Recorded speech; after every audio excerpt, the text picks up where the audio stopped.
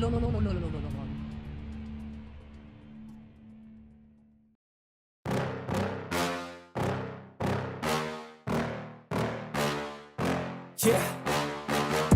Please tell me that I can't, that I won't, that I fail, that I'll never make it out, yeah. Please tell me all the bad, never good, fill my head full of every single doubt, yeah. Please say any negative thoughts, I pop off when I hear people say I cannot. I get off to the thought of proving everyone wrong, I won't stop to the top, so you better back off and get lost. I'ma stay loud, stay proud, never running out, never heading south. I'll be spreading out, call it word of mouth, can't put me down, I'll be getting loud. You can have it douse, not what I'm about, have your cloud, it be raining now. I keep making sound, go another round, I'm legend bound, can't stop me now.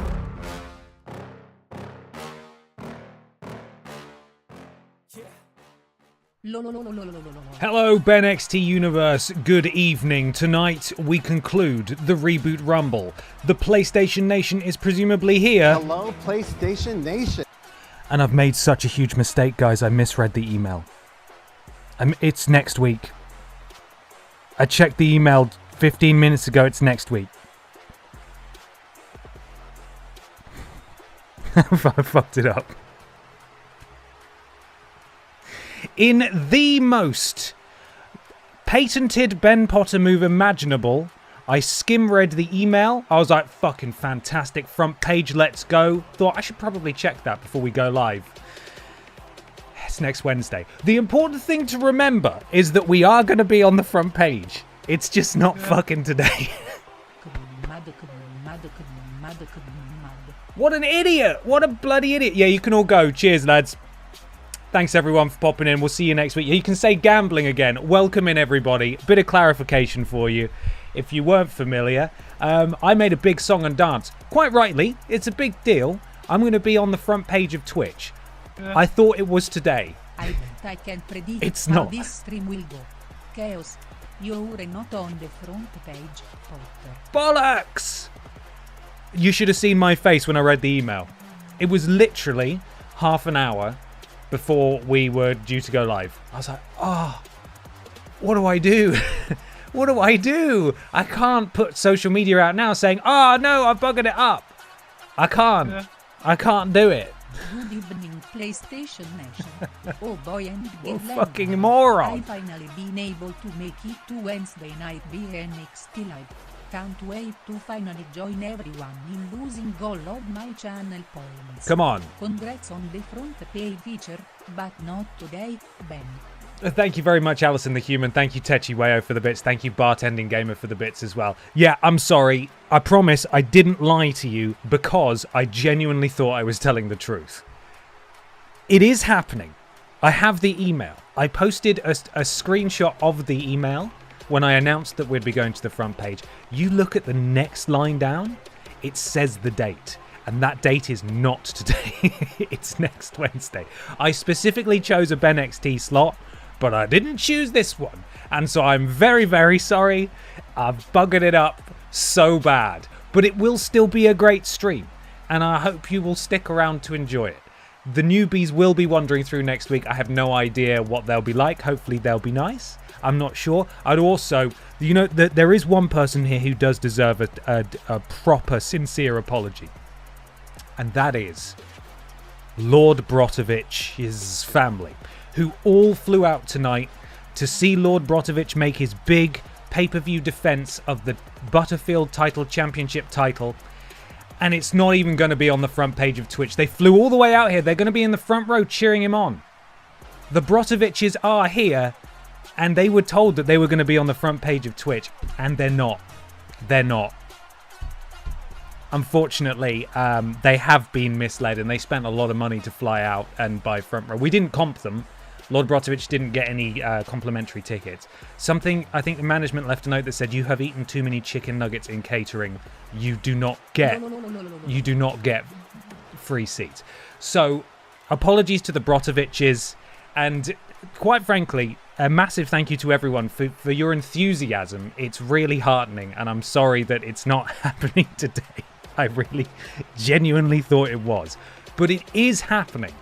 I can promise you, I have not lied about the fact that it is happening. I just misread the date. It is next Wednesday. Next Wednesday is it. That's when it's happening. I did it, everyone. I really dropped a real clanger here. So my sincere apologies.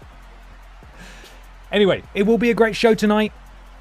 Thank you for tuning in. I hope you're looking forward to it. One thing that I did mention in my streams earlier this week is that Twitch made a real point in the email about the fact you're not allowed to do gambling. There is no gambling. They don't want you to be on the front page and doing gambling. So what we're doing is predicting, which is true because we're using the channel points and prediction feature that is native to Twitch. So we're not actively... So what I urged people to say was, how about we avoid using the term gambling just for this week, and then we go back. Well, you can say gambling this week. You're fine now. Next week, though, we're predicting. There's a big difference. And one of them gets me booted off the front page. So we're gambling this week. Next week, we're predicting. Okay, everyone on the same page about that. Everyone on board. Yeah, we all know what's going on? How about we make gambling a banned term next week? Oh, I feel so silly.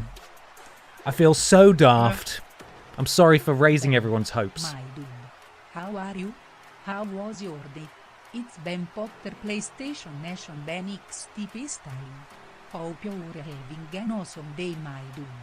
Ben Potter is best. Thank you, Stephen. Thank you for the bits, man. Appreciate it. Feel a bit daft, to be honest. Gamble. Get it out of your system. Get it out of your system. Had a good day, though, generally. Got a lot done. Streamed with Peter earlier over on the Worst Games Ever Twitch channel. That VOD will be going up. But probably any moment, to be honest, over on the Worst Games Ever Patreon channel. We'll post about that on social media when it's live. Welcome in everyone who's joining. I'm going to leave it to you guys to break it to them when they show up. Predicting the team gonna lose points.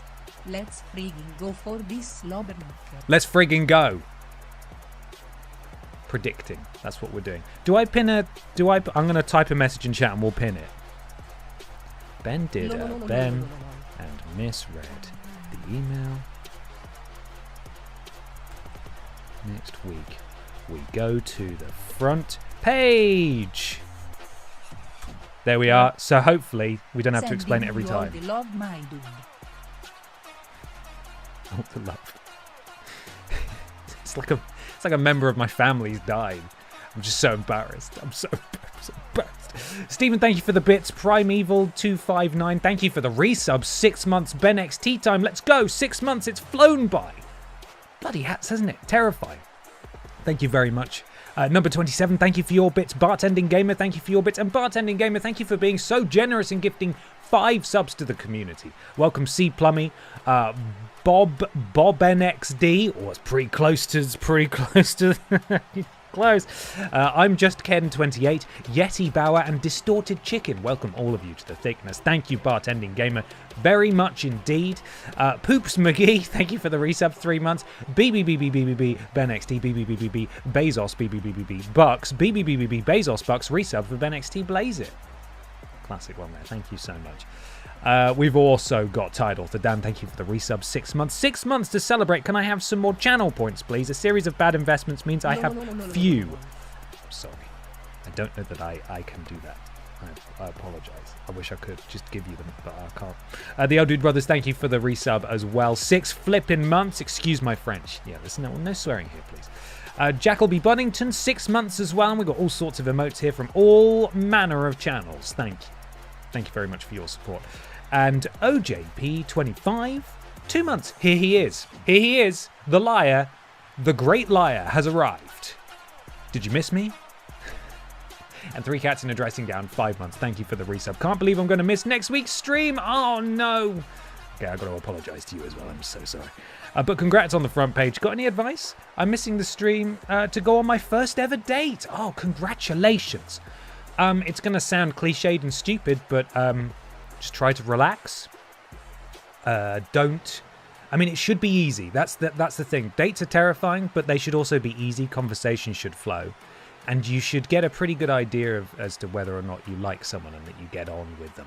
And if you get on with them, but you don't necessarily like them, that's okay. You could always go for a second date and see how that goes. But if you walk away and you're like, man, that was awkward and weird, then you'll know. But yeah, you just got to be yourself and you just got to relax as much as possible. Also, if you drink, alcohol is the great equalizer and that will help you both out. So, hope it goes well for you. All the best. Tell your date to watch BENXT next week. Ooh, yeah, it's definitely going to be on the front page. We know that. It's a fact. It's going to happen. Okay. Microsoft Azure took a major shite, so I got a little to do other than watch this. Well, hopefully that's not going to affect our stream. They took us off the front page. They took us off the front page. It's a conspiracy. It's not me not reading the email at all. So, whoops. Whoopsie. Right. Important thing is BENXT will be on the front page of Twitch next week. It's happening. It's going to happen. Apologies for doing ally. It was unintentional. I didn't know, I swear. Okay. Let's get to the wrestling, shall we, everybody? If you're joining us for the first time, welcome to BENXT. Also, we have Pip Down, which is the Friday show. We've got a crazy roster of wrestlers.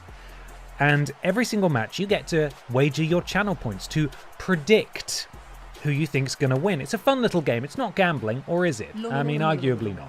We don't think so. We've just had the Reboot Rumble last week. It was intense and crazy. We have 2 winners. If you've not watched the VOD and you're tuning in live, I'm going to tell you one. James Jenkins won the Men's Rumble. And Biker Barbara Piss won the Women's Rumble. Though they were both great matches. Really enjoyed them. Which means that James Jenkins goes to challenge the BENXT Men's Champion in the main event of WALRUSMANIA. And in the other main event, because it's a 2-night show, Biker Barbara Piss will challenge the Pip Down Women's Champion. The next pay-per-view between the Reboot Rumble and WALRUSMANIA is the Elimination Chamber, in which I think is it 6? 8 people get locked in a horrifying steel chamber, and we'll have a men's one and a women's one for the 2 divisions that were not represented by the winning side in the Rumble. So there will be the Pip Down Men's Division and the BENXT Women's Division. The winner of each will challenge for their respective world title at WALRUSMANIA. So it's sort of like a last chance to get into a big match at WALRUSMANIA. It's all going to go off in the next few weeks, and I hope you'll join me for it.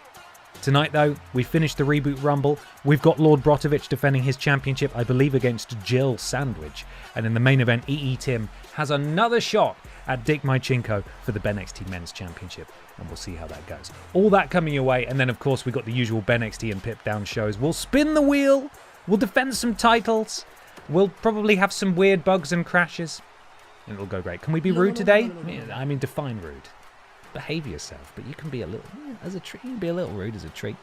The Jacobite, thank you so much for the resub. 3 months. And Groovy Pasty, 4 months. Finally back from my Everest base camp trek and back to some BENXT. Wow. That sounds amazing. Welcome back. Imagine coming back from the Everest base camp and going, I'm going to watch BENXT. Yeah.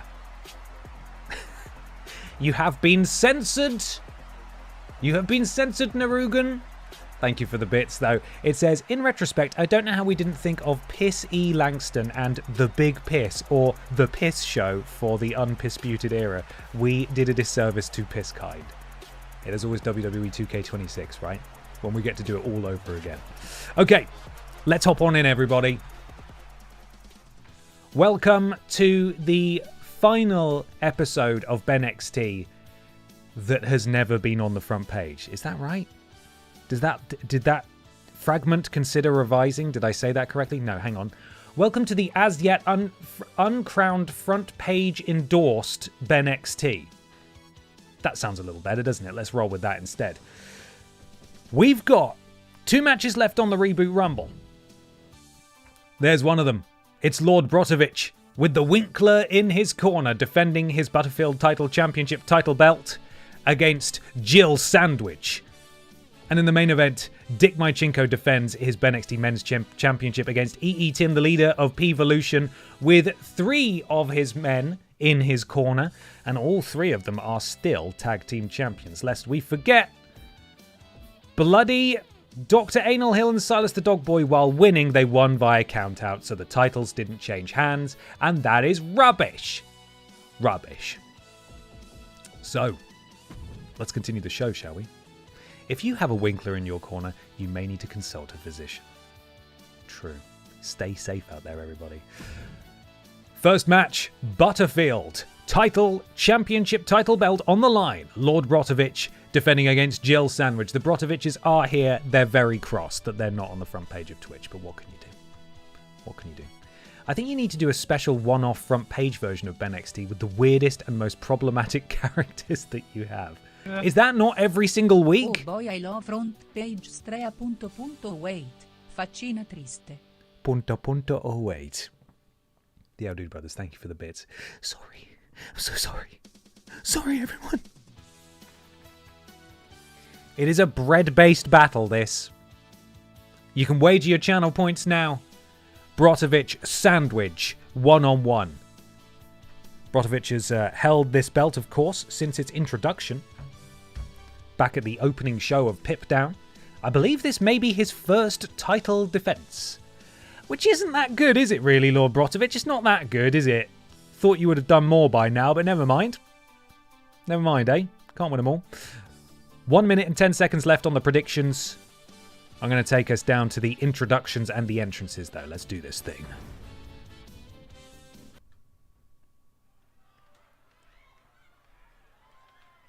Mike Rome, are you there? Now, you have to forgive Mike because he does always forget what the name of the title is. No. No. No. No. Not quite right. Championship is right, but that's it.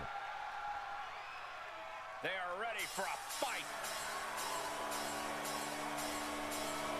Well, they've come out with a little tag team entrance here, look. Brot means bread. Of course, these guys are in the German team that we made. This is the first time we're actually seeing these guys. Makes sense that the Winkler's in his corner. Got a little generic tag entrance going on there. The Winkler getting some screen time when actually it's not about him at all. It's about that man right there. Lord Brotovich, the Butterfield title championship title champion.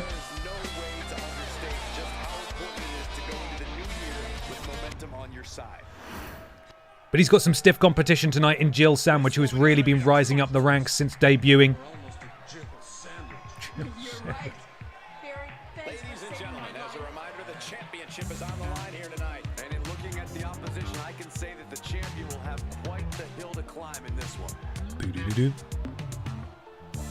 Now, I think we've seen this before where the lights have clearly just stopped working for Jill Sandwich. I'm not entirely sure why. Maybe the budget went on Lord Brotovich's entrance? I don't know. But let's see how she gets on. Let's start this bloody match. And there it is. That beautiful championship title championship. I don't like how it zoomed in on Butterfield's face there. And here we go. Introducing the challenger from Seasonal Residencies, Jill. From Seasonal Residencies. Jill Sandwich is ready. From Munich, Germany. Lord B's hair products costs a fortune. It really does, doesn't it? Look how glossy this man's hair is. It's not what it's called. It's not the name of the title, Mike. Look how reflective that hair is. Lord Broto Witch is here, and he's finally out of catering to defend his title. The belt held aloft. Ironic, of course, still that Brian Butterfield isn't even on the Pip Down brand, so cannot even challenge for the title that he paid considerable money to get the exclusive sponsorship rights to. And we're underway in this championship fight, the penultimate fight of BENXT Reboot Rumble. Lord Brotovich sends the challenger into the corner, spins around. Face first goes Jill Sandwich, and she collapses down as LB sort of stop-start here, running and stopping, not entirely sure why. Sort of choking the life of Jill Valentine with his boot there. And now, Lord B. Hello. Oh, you back to not defend your title? Well, you've got to come and say hello at least. You can't just... She retaliates. Strong impact. Taking over. Going for the win here. Stacks up Jill Sandwich there, almost a double-decker sandwich. Bit of a Scooby-Doo sandwich there. And LB, tries to continue the offense. Jill Valentine rolls out the way. Oh, and a flatliner, a jumping flatliner there from Jill Sandwich, and the champion is down. And now just a big boot to the stomach of the champion. Jill Valentine up to the top rope. What's she looking to do here? Elbow drop. Oh, LB gets out the way. something we learned in his title victory. He is exceptionally good at... Exceptionally good at counters. He was able to counter an awful lot of Piss Stratus's offense when it counted the most, and we're seeing a bit of that here as well, although having said that, Jill Valentine with a counter of her own sends LB over the top rope, and down he goes. He was in the Royal Rumble earlier tonight, by which I mean last week. Unsuccessful, of course, but still, good showing. Same goes for Jill Valentine, I think. We want crumbs. We want crumbs. We want crumbs. I swear to God, if this is another count-out victory, I'm going to be really cross. Jill continues the offense on the champion on the outside. Looks like she's marching him back into the ring. She does it successfully. Thank God for that. Only a count of 4. They have until a count of 10 normally to get back into the ring. Oh, and a counter from Lord B. Big back body drop there. The challenger slammed down. Both members of this match sort of equally hurt at the moment. And then just a knee to the ribs. Oh, and then a senton as well, continuing the punishment on the ribs of Jill Valentine. Pippa, what are you doing? Sit down. And then a splash as well. LB really putting this sandwich through her paces. And LB up to the middle rope. Oh, wow, that's an incredible athleticism from the middle rope to be able to get a full motion frog splash there. And into the cover. Challenger kicks out a 1. And we do, I am thrilled to announce, have an official Pip down. LB lifts JS back to her feet. On the ropes, counter from the challenger. And now Jill Sandwich looking to make an impact here. And a counter from Lord Brotovich. That's that super high counter stat that we've spoken about before. Jill now in the corner instead. Lord Brotovich has his signature. Jill Sandwich has her signature. Who is going to be able to hit their big artillery first? And I think Lord Brotovich is closing in here on something. It appears Jill Sandwich sacrificed some of her signature bar maybe to stand up early but didn't get to do it. Oh, a counter from Jill Sandwich. And a counter from Lord Brotovich. To and fro this match is going, but into the bear hug submission here. Just squeezing the tomatoes and the lettuce out of this sandwich, much like when you eat a big sandwich or a burger at a restaurant. You take one bite, everything shoots out the fucking back. It's the worst. I hate it. It's the worst thing imaginable. That was his signature, though. Jill able to escape, but Jill is in dire straits here, and Lord Brotovich has his finisher locked and loaded. Although Jill, using that comeback maneuver, she's got her signature immediately. This could put her right back in contention here. Lord Brotovich needs to be guarded. He needs to be careful.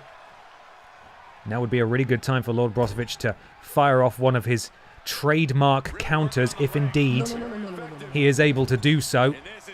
Just choking the life out of the champion there in the corner. Pippa is not getting settled. She keeps moving around, stamping on my groin, which is unwelcome.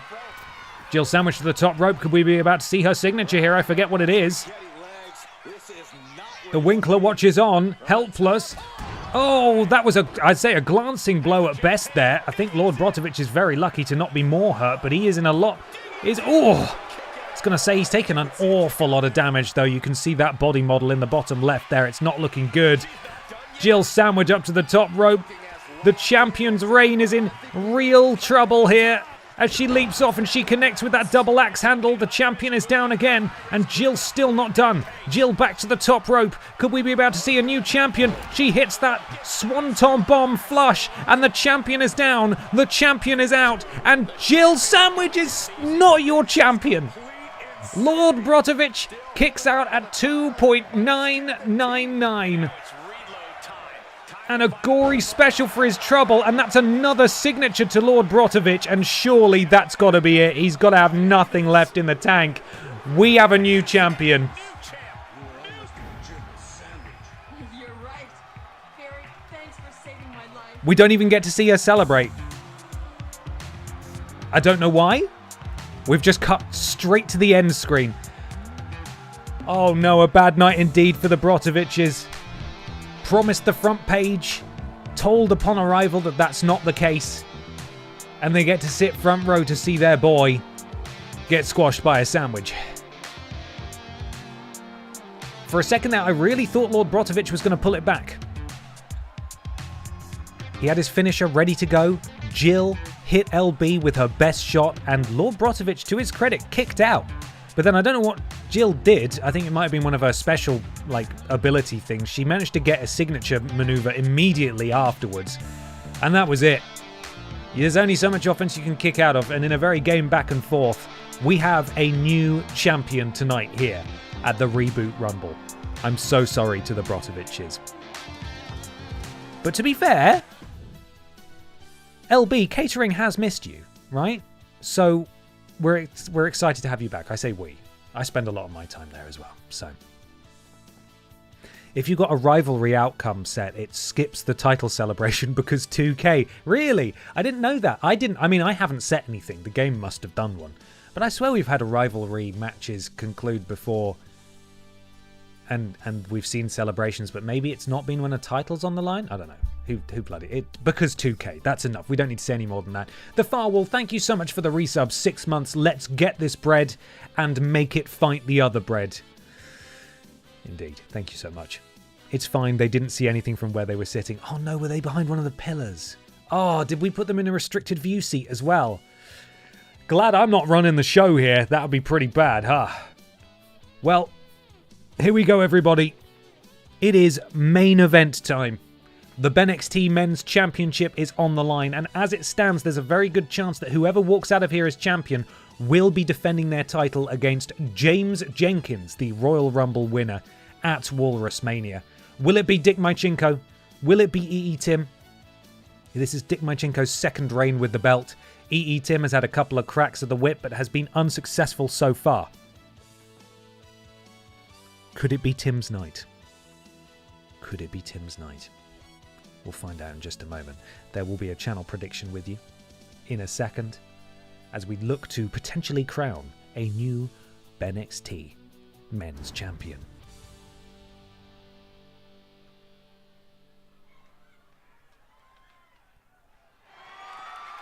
The following contest is scheduled for one fall and is for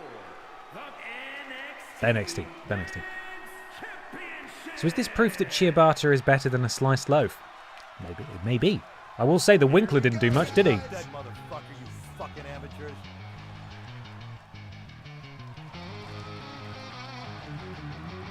Chew on this, fuckhead.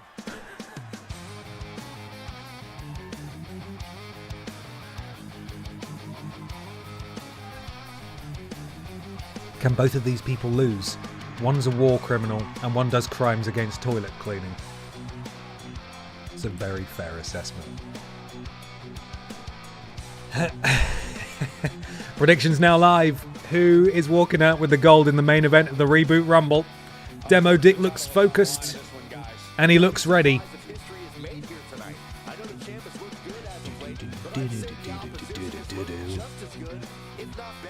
Are we going to get to hear the full theme before he gets in the ring? I think we are.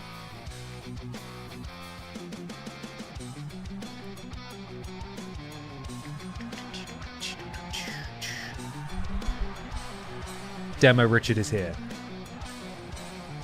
Rock and roll, motherfuckers, rock and roll. Excellent. Excellent stuff there. One of Ben Cooper's greatest efforts, I would say. And here comes Tim with his pissy buddies in tow. P-Volution is draped in gold. The man who led them to that gold is EE Tim. And yet he is the only one who doesn't have any gold of his own. Do we see the coronation happen tonight in the main event? Could the golden shower prophecy come true in the main event of the Reboot Rumble? We find out. A shower of gold. EE Tim is always dripping in gold, to be fair. Oh, yes. Oh, yes. Here they come, the men from P-Volution. Left to right there you had Triple Flush, one half of the BENXT Tag Team Champions.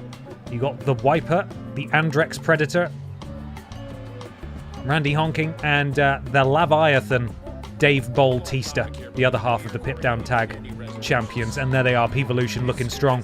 Will they be able to help out their buddy tonight, or does Tim not need any help at all? One thing is for sure, Dick Mychinko has his work cut out for him tonight. The odds are stacked against the champion. There's that beautiful belt there. Those flourishes, those additional designs, they're really bringing it to life, making it pop, courtesy of Danji's Designs. Thank you, Dan. Introducing the challenger From Stillwater. 228 pounds, E. Tim. Looking to make it count tonight. and his opponent from Pennsylvania, weighing in at 257 pounds, the NXT Men's Champion there. Richard Magnum, the war criminal, Dick Machinko, ready to go.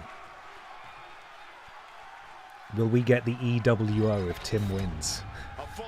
New flush order. Looking forward to their stable feud with the Squirt business. Oh no, terrible. How dare you. And we are underway in the main event of the Reboot Rumble. EE Tim manages to dodge that initial offense of Dick Machinko. Now, I describe Demo Dick's offense as explosive. When he gets rolling, he cannot be stopped. And Tim knows this now. He's done his research. He's been in a championship match with Richard Magnum. He knows what he needs to avoid. Now, it's easier said than done. You can know what you need to avoid, but as soon as Dick gets one punch off, Tim could be in trouble. And Tim's done a great job pressing the offense in this early juncture of the match. But this, though, might be a bit of a questionable decision, especially the taunting, maybe trying to get in the head, enrage Demo Dick, but that might work on most people. For Dick Machinko, if you piss him off, he's going to be even more dangerous. He's not necessarily going to make mistakes. Tim, though, it's working for him, hanging him up, and then a neck breaker straight off that. Could we see Tim go up top here? No, middle rope. He's beckoning for Machinko to get to his feet, and he does so. And now Tim, look at that another leaping neck breaker there. And Demo Dick's head, as you can see in the bottom left on the HUD, is yellow now. The champion really not able to get out of the gate as Tim is all over Demo Dick here in the early goings. But could the early goings soon become the late goings, or the goings gons? Because he presses the advantage so much that the match ends. You wouldn't get that analysis anywhere else, I tell you. Unique commentary here as EE Tim. Oh fuck, he's killed him. Really came in tonight with a game plan, and Tim is feeling himself here as he closes in on his signature maneuver. Incredible from Tim into the cover. Surely this won't be enough. Pretty close though as Demo Dick kicks out at 2. Oh, and a kip up from Demo Dick. Oh no, I was going to say Tim managed to hit him before he did, but this is exactly what Tim wanted to avoid as Demo Dick starts rolling. You can see, that Tim able to counter. I was going to say you can see P-Volution potentially paying off here, removing that turnbuckle pad in the top right. And now Tim going to the top rope. He has his signature. Could we be about to see the flush elbow? Oh, it's the flush splash. Of course, that's what we call it. I always forget what Tim's signature and finishing maneuver are. He still has his signature.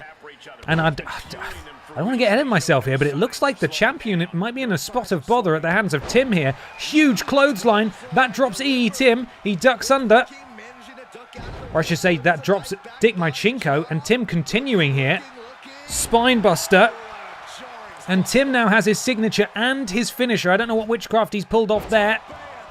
Hits that Tope Atomico again. That's right, I know what it's called. I didn't have to wait for them to tell me.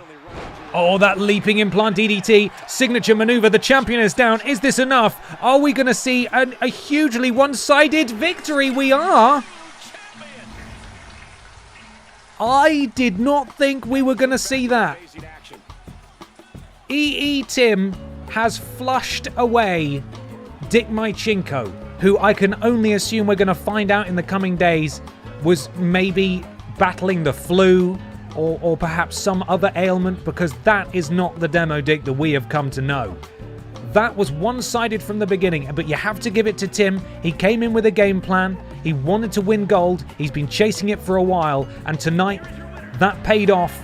And with his P-Volution stablemates in his corner, he was coked out.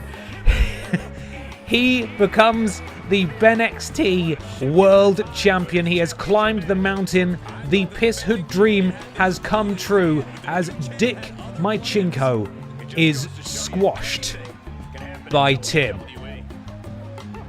I would say what a match, but really it's what an outcome, because that was not a good match, but it was an exciting end. Congratulations to Tim and P-Volution. We'll see if there are any further defenses or feuds between now and WALRUSMANIA. It could happen, it might not. We've seen what Pip has done with her world title. Bloody hell, an absolute bugger all. But as it stands, with James Jenkins waiting in the wings to challenge the BENXT World Champion at WALRUSMANIA in 2 months' time, EE Tim is the man he will meet. Are P-Volution goodies or baddies? I forgot. I don't know. EE Tim is sort of like... People like Tim, but the tag teams are naughty and bad and villainous. And Tim has had a bit of an edge to him in recent weeks, I'll say that much. He's been a bit of a bloody scoundrel. I'll tell you what. BensonBoy98, thank you so much for the resub. 6 months. 6 months! That's like 6 months! I know! Crazy! But it says it right there, it was a good match. You got me there. It does. Let's remind ourselves of what we saw. James Jenkins winning the men's Rumble. The Dark Picture Pals defeating P-Volution, but not winning the tag titles because they won via countout. Rubbish. Paul Schnauzer defeated Gollum in a no-holds-barred match. Pamela Anderson handily defeated Grimace once again for the BENXT Women's Championship. Biker Barbara Piss won the Women's Royal Rumble. We, of course, just saw Jill Sandwich dethrone Lord Brotovich, and in the main event, EE Tim captured the gold finally, defeating Dick Mychinko. But we continue. The story rolls on. That's the beautiful thing about wrestling. It never stops. There will always be stories. And it's now time to see what stories await us on this week's BENXT. Drawn by Justin, thank you so much for the resub. 2 months or 10 years with mostly YouTube viewing. Can't wait for the VOD. Well, thank you for your long tenure of support. I really appreciate it. And thank you for the resub as well. Hope you look forward to the VOD, which will not have featured on the front page.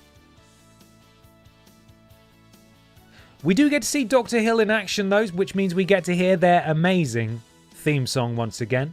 Pal Musek, whose music I will be singing because it has now been copyright struck by YouTube, so I can't play it anymore.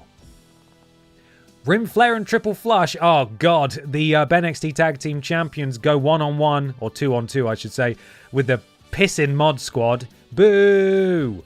Pamela Anderson takes on the Fisher-Price car. Frank Ham makes his debut against Beggy Mops. And in the main event, Alexa Piss, with Barbara Piss in her corner, Funky Barbara in her corner, takes on Seth Pissin' Rollins. Seth Pissin' Rollins, of course, put in an absolute shift in the men's Rumble. He came out at number 2, was in the final 3, and he got eliminated at that point. But Seth Pissin' Rollins proved us all wrong. Cut the Mod Squad. Cut them. Cut them out. I'm actually thinking of cutting this match. Pamela Anderson and Fisher-Price car. Because, of course, every week on BENXT, we have the Aldi Red Thunder Championship. In fact, I think Funky Barbara there in the top left is the current Aldi Red Thunder champion. We defend it every week in a battle royal. So that's pretty chaotic. And there's a very high statistical likelihood that the champion will not walk out as champion again. So that's what we're going to do. It's time for the wheel, everybody. We're cutting this match, and it is becoming the wheel match. Battle Royal, 6-way.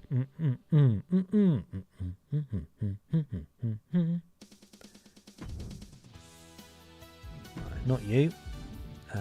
Title match on. Funky Barbara, of course, goes in by default because she is the champion, so she has to defend. Rated 91, not sure why. Okay, here we go, everybody. Time for the wheel. Time for the wheel. Wheel, wheel, wheel, wheel, wheel. And yes, next year it will be 10 years. The 10-year anniversary of Worst Games Ever. I think someone put it... I was either on the Patreon or in the Discord recently. I think it's like October, November of 2026. But you will have seen us, Peter and I, that is, on screen from like August, September time of 2016. So It's coming up on 10 years, which is insane. Let's spin that wheel. Let's find out who's challenging for this title.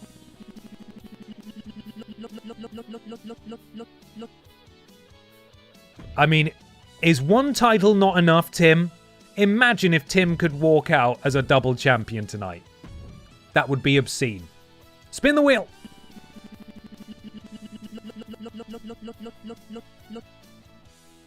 Ich bin Cheggers. Hey ho! German Cheggers has been called forth by the wheel.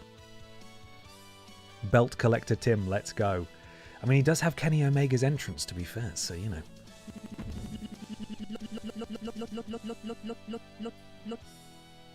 Pamela Anderson could also walk out. That is, I don't think we've ever had that before. The BENXT men's and women's champions are in this match. Mad. Do we want to add any more champions to it? Let's find out. We've got 2 more spaces left.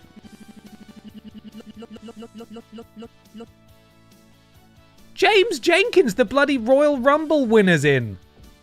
For crying out loud. What a star-studded match this is. And German Cheggers. Let's see who else we've got. How is this not a pay-per-view? And Fanny Craddock is here as well. Still pretty stacked, I would say. Pretty stacked. Tim with a very nice win-loss record. What is it? Oh, yeah, that is outstanding. That takes a lot of effort. That's commitment right there. And you all know he was aiming for that on purpose. For sure. Okay, title match on. Of course, it's the Aldi Red Thunder Championship. I need to take a photo. I mean, it's not time for this match yet, but I will. And I'll get rid of the wheel, don't worry. The wheel will be taken off screen in a second. Don't worry, don't worry. I know I forget fucking every week, but I will. I'll do my best.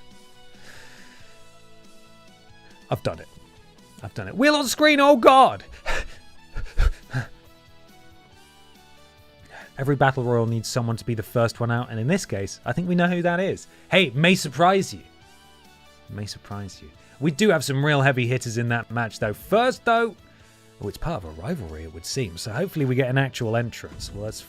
Oh, no. No. Save. Sorry. We're still on the edit screen here. Start show. Up first, Pal Musek takes on Dr. Anal Hill, both members of prestigious tag teams. No spoilers. We don't want any spoilers for what's happening here. Predictions will be live in just a second. Of course, Los Pokéhermanos, whom Pal Musek represents. I cannot play their theme. I'm not allowed. Which is such a shame, because again, I think it's one of Ben Cooper's finer pieces. Sort of almost orchestral arrangement of the Pokemon theme. And we got away with it on YouTube for ages, but now they've started to recognize melodies. So even if it's an original piece of work, they're like, that's our melody, so you can't do that. I can't predict, I've got no points. Oh, number 27. Hopefully it'll just be a moment and then you'll be given like 60 for just being in chat. Melody's nuts. Sick.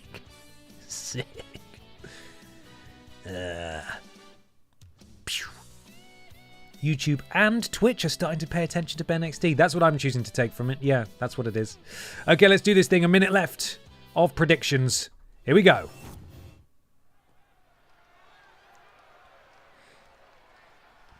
Oh, yeah.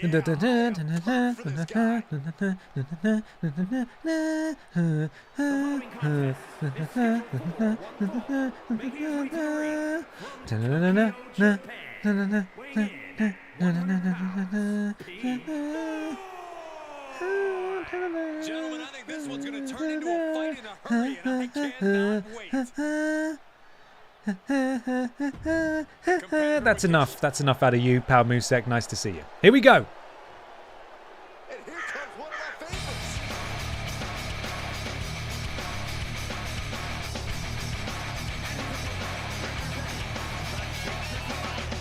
In the house of ashes, my demons rise. The devil in me wears a sweet disguise.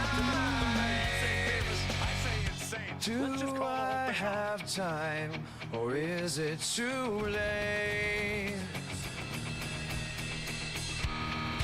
Have I already decided my fate? I try to keep a little hope, but I'm hanging on the rope, and all I see while I fall are dark pictures on the wall.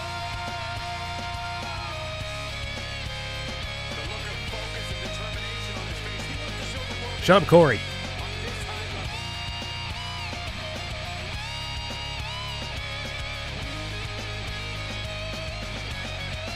You're not going to get to listen to all of it, I'm afraid. Do I have time, or is it too?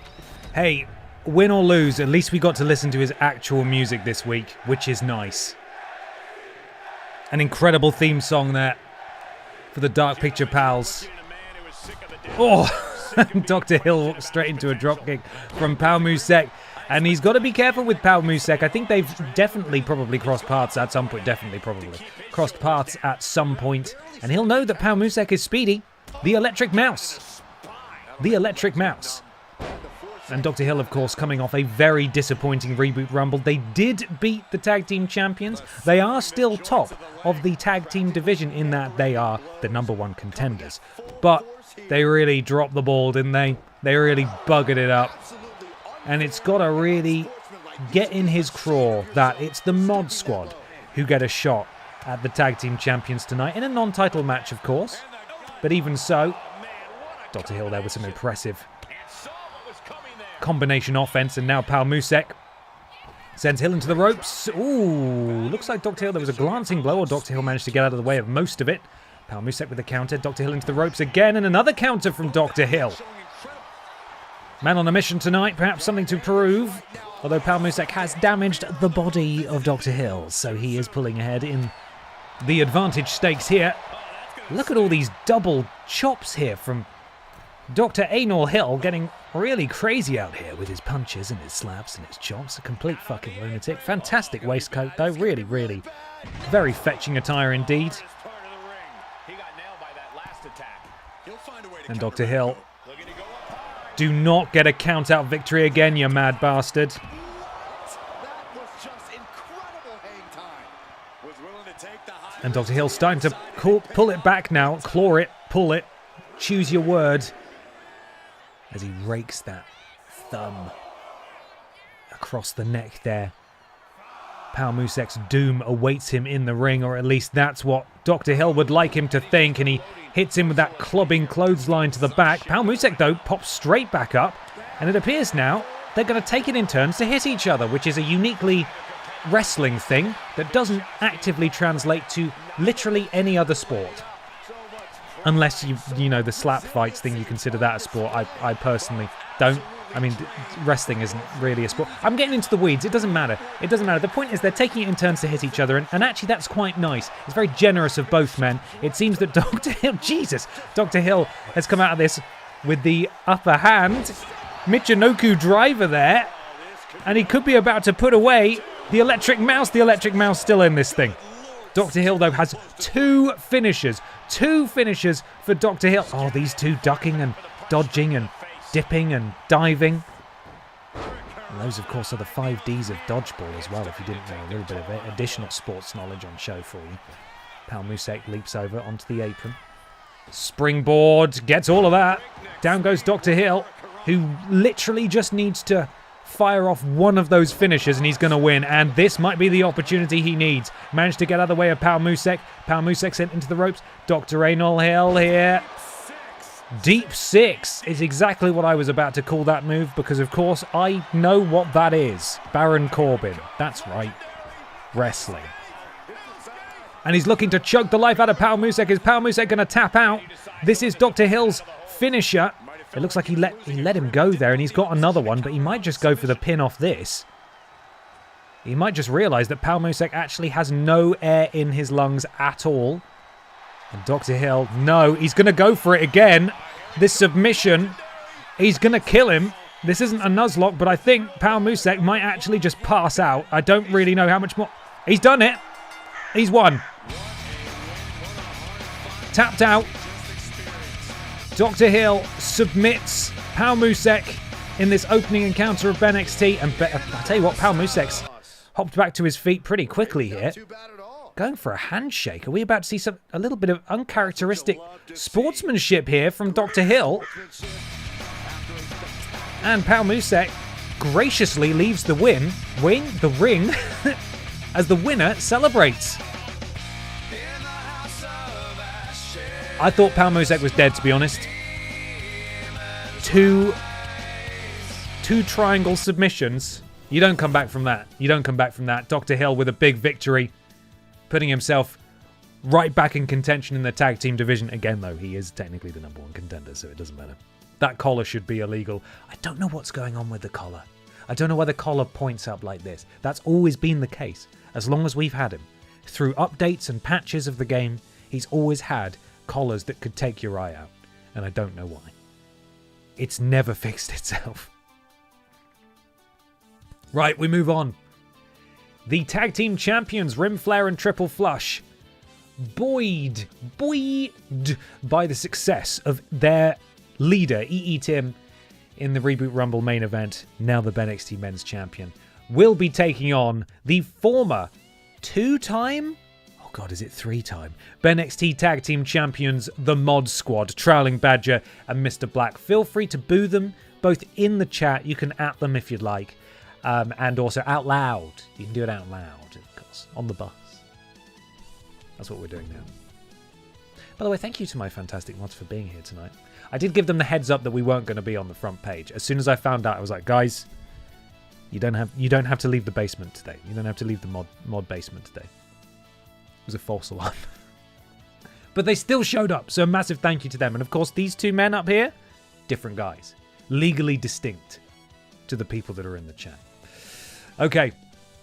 Predictions are live now. Who is going to win? P-Volution or the Mod Squad? Let's get this thing underway.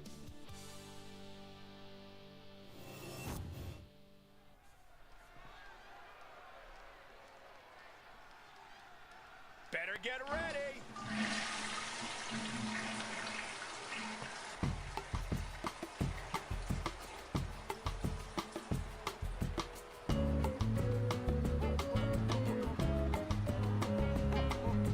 They are fantastic mods.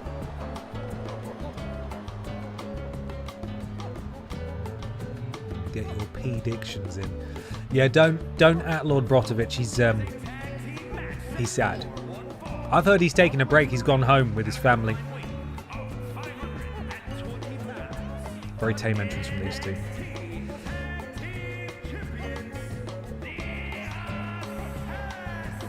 Ceramic Assassin, Triple Flush.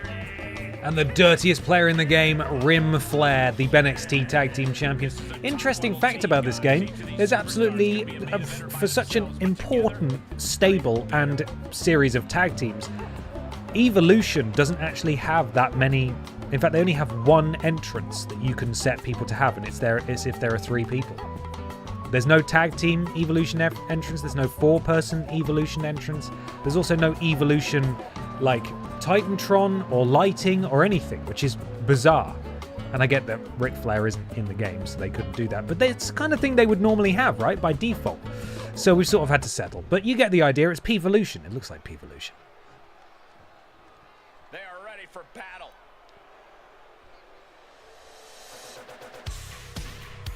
Mod Squad with their unfairly good music.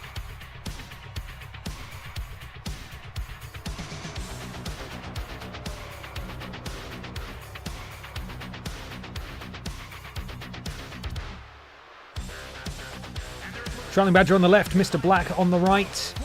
Trailing Badger, former LD Red Thunder champion, albeit winning under dubious circumstances, elimination through the middle rope. Both men have been tag team champions before. Mr. Black, huge claim to fame that he can't break up pins. That's something he's done on a couple of occasions, or not done, actually. He has been incapable of breaking up a pin that would have saved the match. Mod Squad are here. The BENXT Tag Team Champions are here. And this thing is about to get underway. Lots of boos. People don't want to see this match, it seems. Boo! And we're underway. Rim Flare starting things for P-Volution. Trailing Badger for the Mod Squad. A win here for the Mod Squad would be huge. Would really see them climb back up the tag team rankings. And Rim Flare showing off some of his submission ability here. It almost looked like Trailing Badger was tapping out, but actually he was attacking the ankle, managing to break out. Trailing Badger, a bit of a submission specialist himself. We've seen him use submissions many times in the past. And then just a stamp to the lower back of Ric Flair, and I think he might have pooed himself a bit when that happened. Did you guys hear that? I think I heard that. I can fucking smell it, that's for sure.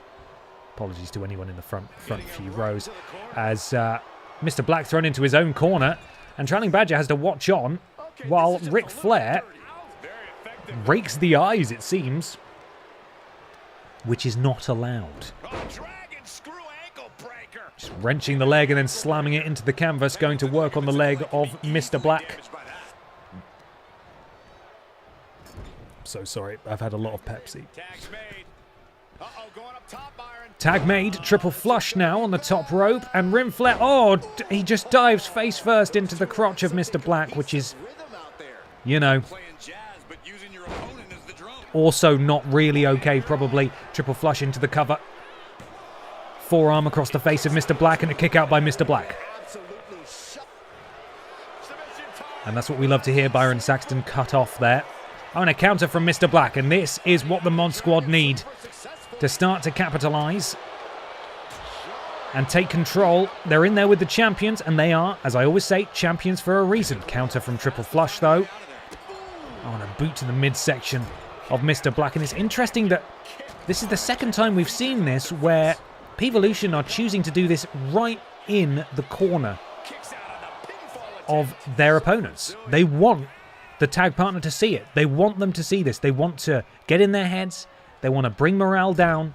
And they only bring them over there when Rim Flare wants to get a big slap on, or if they want to do a tag. But this is backfired this time as Mr. Black gets a window of opportunity. He's used a special ability to get himself a finisher. I'm not in the way. You can see he did a little raw, and now he's got a finisher. And we will see if this works out. Mr. Black, of course, was in the final few of the BENXT Men's Rumble match last week. Had a really good showing there. And he will be infused as a result, perhaps motivated to really succeed here. And I think he was going for his finisher, actually, and Triple Flush countered, so Mr. Black has now lost that. Triple Flush is just a bit closer, although look who's in the powerbomb position. It's Triple Flush, who's going goggles and mask first into that turnbuckle. Mr. Black now can really start to get rolling as one half of the tag team champions goes back first, slammed down onto that canvas, and now maybe we get to see a tag. And here we go. Trailing Badger comes back into the ring. Perhaps a tag team maneuver. Yeah, double clothesline here. And Trailing Badger needs to cut off that tag. You can see Rim Flare calling for it in the background. Triple Flush able to get out of the way. Oh, and the two collide. Bit of a malfunction at the junction, although now Trailing Badger eats a knee and then a forearm to the spine, and now we may be seeing a tag on the other side. Rim Flare can't help himself. Normally when they get thrown into a corner like that, their home corner, when a move is undertaken by the legal party, there will be a tag, and it'll be a tag team maneuver. Just like... No, not like this. Okay, weird. Normally they do that, but that's the second time that Rim Flare has absolutely clobbered someone thrown in there, and they've not been able to do their tag team move. Referee giving us a great view, as always. Whoa! Is that Sam Driver? Sam, thank you so much for the raid. Welcome in, Raiders. Hope you had a fantastic stream. You're tuning in live to BENXT, where the tag team champions Rim Flare and Triple Flush, representing P-Volution, are taking on the Mod Squad. Trailing Badger and Mr. Black, who are in chat. Hope you guys had a lovely stream. Thank you so much for the raid, Sam. Hope you're good, man. Rim flare now legal. Mr. Black now legal. Rim flare takes down Mr. Black. Wrenching on the neck. I said that. That's what I said, Corey. Into the cover. This is surely not going to do it, but you never know. Taking stock of who's got what. Mr. Black very close to a signature. Same with Trailing Badger. Rim flare similar. And Triple Flush has a signature and a finisher stored up.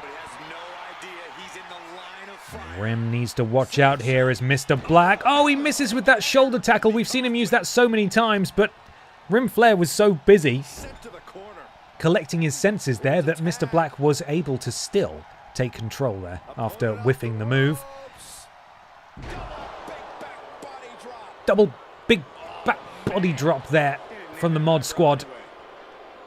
And Trailing Badger now, he looks knackered. He's just taken a moment to catch his breath, and he's just done his special ability thing, and he's got his finisher, and he's locking Rim Flare into a triangle. This is what we saw.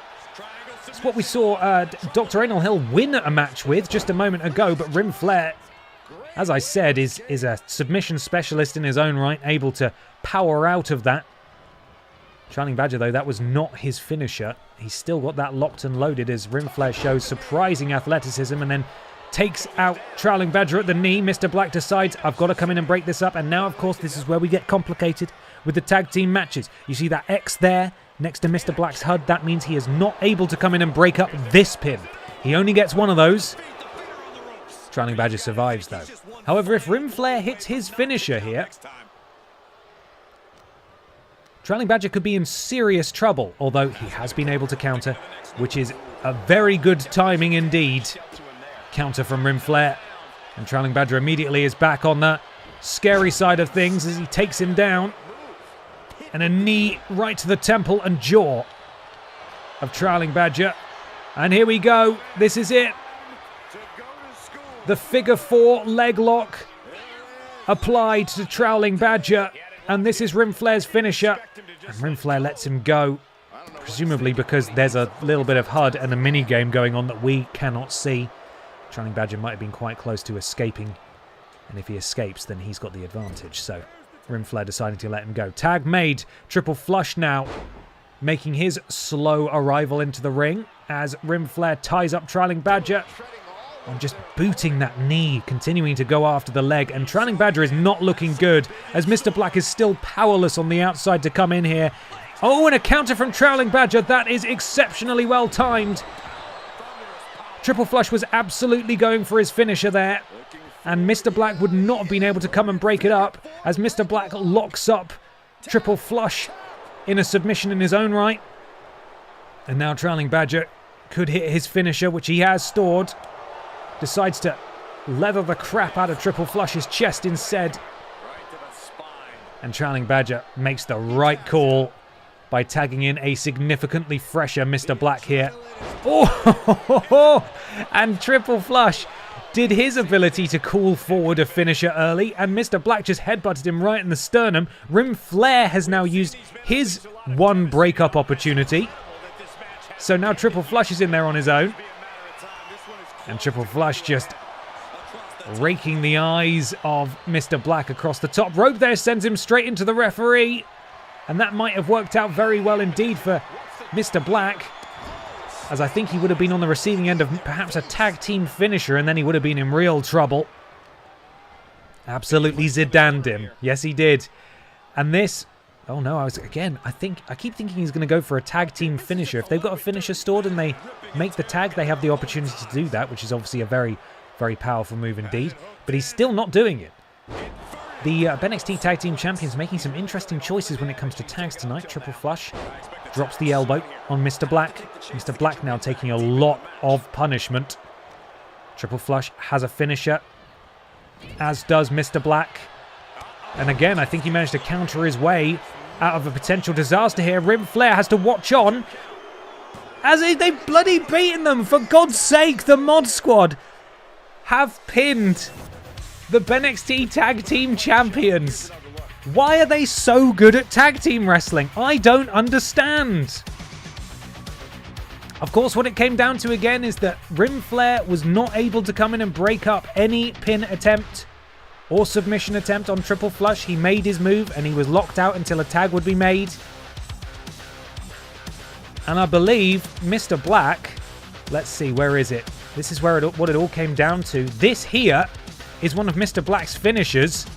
Absolutely took the head off the shoulders of Triple Flush, and Rim Flare legally was not allowed to come in and break it up. And the Mod Squad have pinned the champions. You hate to see it.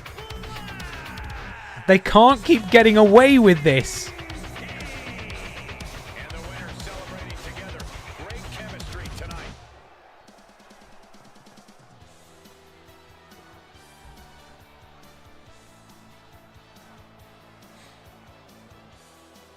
That's 3 predictions. That one broke my losing streak. Thank you for your support. Well done, Mod Squad, I suppose.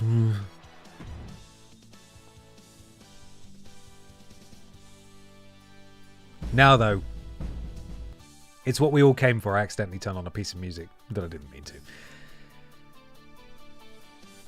The BENXT Women's Champion Pamela Anderson. The BENXT Men's Champion E.E. Tim. The Royal Rumble winner, James Jenkins. The Aldi Red Thunder Champion, Funky Barbara Pierce, and German Cheggers and Fanny Craddock. All vie in this Battle Royal for the Aldi Red Thunder Championship. There is a chance that we will walk out with a double champion tonight, which is insane. But it could happen. It's what the wheel decided. A reminder of how this match works, if you're unfamiliar, a Battle Royal is much like the Royal Rumble last week. The floor is lava. All 6 of them start in the ring at the same time. If you get thrown over the top rope and your feet touch the floor, you're eliminated. Last person standing wins. If you have a finisher, you can always just hit your finisher, or if you have someone propped up against the ropes or in the corner, you can use your finisher to get an elimination. You do like a cool move and you get an instant elimination. So we have seen that come into play in the past. Mad. The game giving CPU-only matches a rating of great always feels a bit like that meme of Obama giving himself a medal. I like it when it's greatest of all time, but I have nothing to do with it. Mad. Bugsy Malone, thank you so much for the resub. 6 months. Appreciate you. Thank you very much.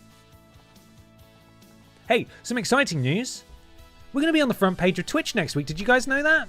It's always been next week. It was never this week, and it was never advertised as such. You're crazy. What are you talking about?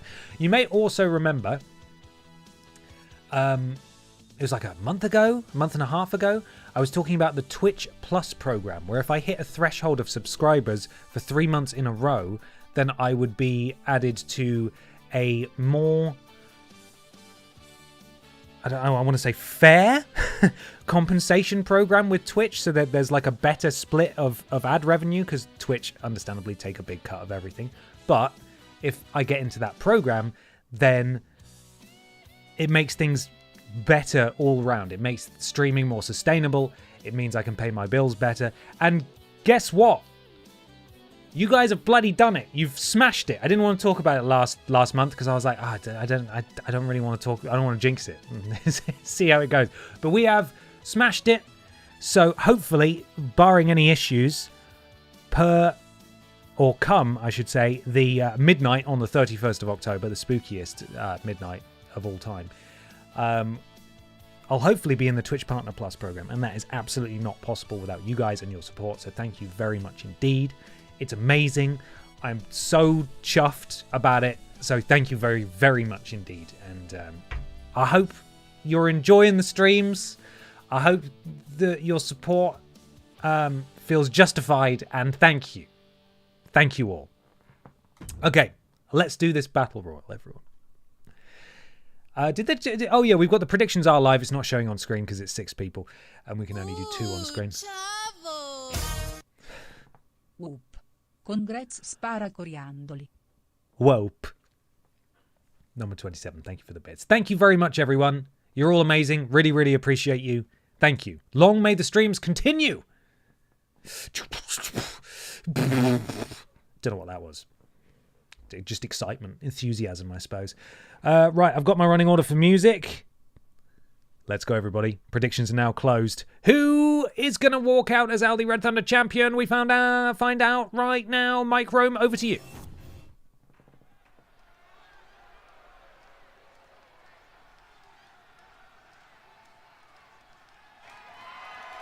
The following contest is scheduled for one fall and is for Can I swear on partner plus or will I still be a pissing censor? It allowed it that time, but it didn't allow it before. That's weird, isn't it? Narugan, thank you for the bits. I don't understand. I don't know why Carla decided to censor you last time. I have no idea. Thank you so much, though. Here she is, the BENXT Women's Champion, Pamela Anderson, who has absolutely proved her mettle as a champion. Do you get it? Over the last couple of months, fending off some really, really strong opponents, some big challenges for her throne, and she's still the champ. Barley89, thank you so much for the resub. 6 months, resub time, glory for Babs. Yes, indeed. Yes, indeed. We'll be seeing Babs momentarily, of course. So many belts and winners in this match. Yeah, so the crazy thing is we're about to see potentially 2 world champions lose tonight, which is mad. But there we are. Tell you what, this wouldn't get booked in a regular show, that's for sure. Pamela Anderson is here. She is the women's champion, and she is followed directly behind by the men's champion. Will he still have the same entrance, or does he have a special one? Arkham123, thank you so much for the bits. Thank you. No, he's got a different champion entrance. We're going to need to change that. Why is he walking like he's had an accident? Maybe he has. Maybe he's just not used to wearing a championship yet. Could be that. BENXT Men's Champion. Tim, Men's Champion. Look at it. It's happened. He's finally done it. So Tim has done it. Simpsons. There you go. That's all you get. William Weagle. Dreadful. Tim there. Another champion. And he is followed by someone who is not a champion. Bit of an outlier in this match, I would say. Hey ho! Ich bin Cheggers. It's German Cheggers. Representing Brot means bread. Keith. And I don't remember the last time the champ was in this much jeopardy, Cole. Tonight might just be the night the title changes hands. Hey ho! Great career already, but winning the title tonight takes his legacy to a whole new level. Oh god, he nearly took out Tim there on the outside. But he's not the last person to arrive. Out next is another champion, the current Aldi Red Thunder champion, your queen. Get your salutes out. It's pissy time.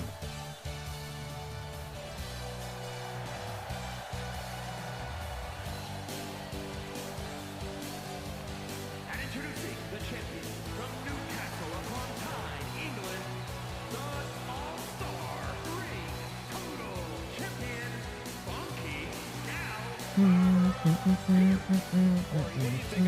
Chances here tonight. I love it. I'm not like everybody else, Cole. It seems like everybody's ready to rank the champ. It's Funky Gal Barbara Piss, representing the Piss family, currently feuding with their naughty cousins, the Unpisputed Era. She's joined in this family, of course, by Alexa Piss, Barb Pissdottir, Commander Piss, and Biker Barbara Piss. All the different flavours of the Piss bow. Terrible sentence, terrible collection of words. I shouldn't have said any of them. I apologise. And now, we're not followed by another champion, but we could be followed by a future champion. As the BENXT Men's Rumble winner, Jiminy Jenkins himself enters the Battle Royal to potentially win the Aldi Red Thunder Championship. With his ska music in tow. It's a big-time opportunity, Byron, as the title will be on the line here. You're right, Michael. And judging from the response on social media, heading into the Got to catch up with James and Alex last Saturday. Went and had a few drinks. Lovely to see them both. Take a look at his eyes. More than ready to become the And we have one... Jesus, who was that walking through the camera? We have one more entrant remaining, and that is... I don't believe it's her debut. We haven't seen much of her, though. It's 1960s British TV chef, I think. Fanny Craddock.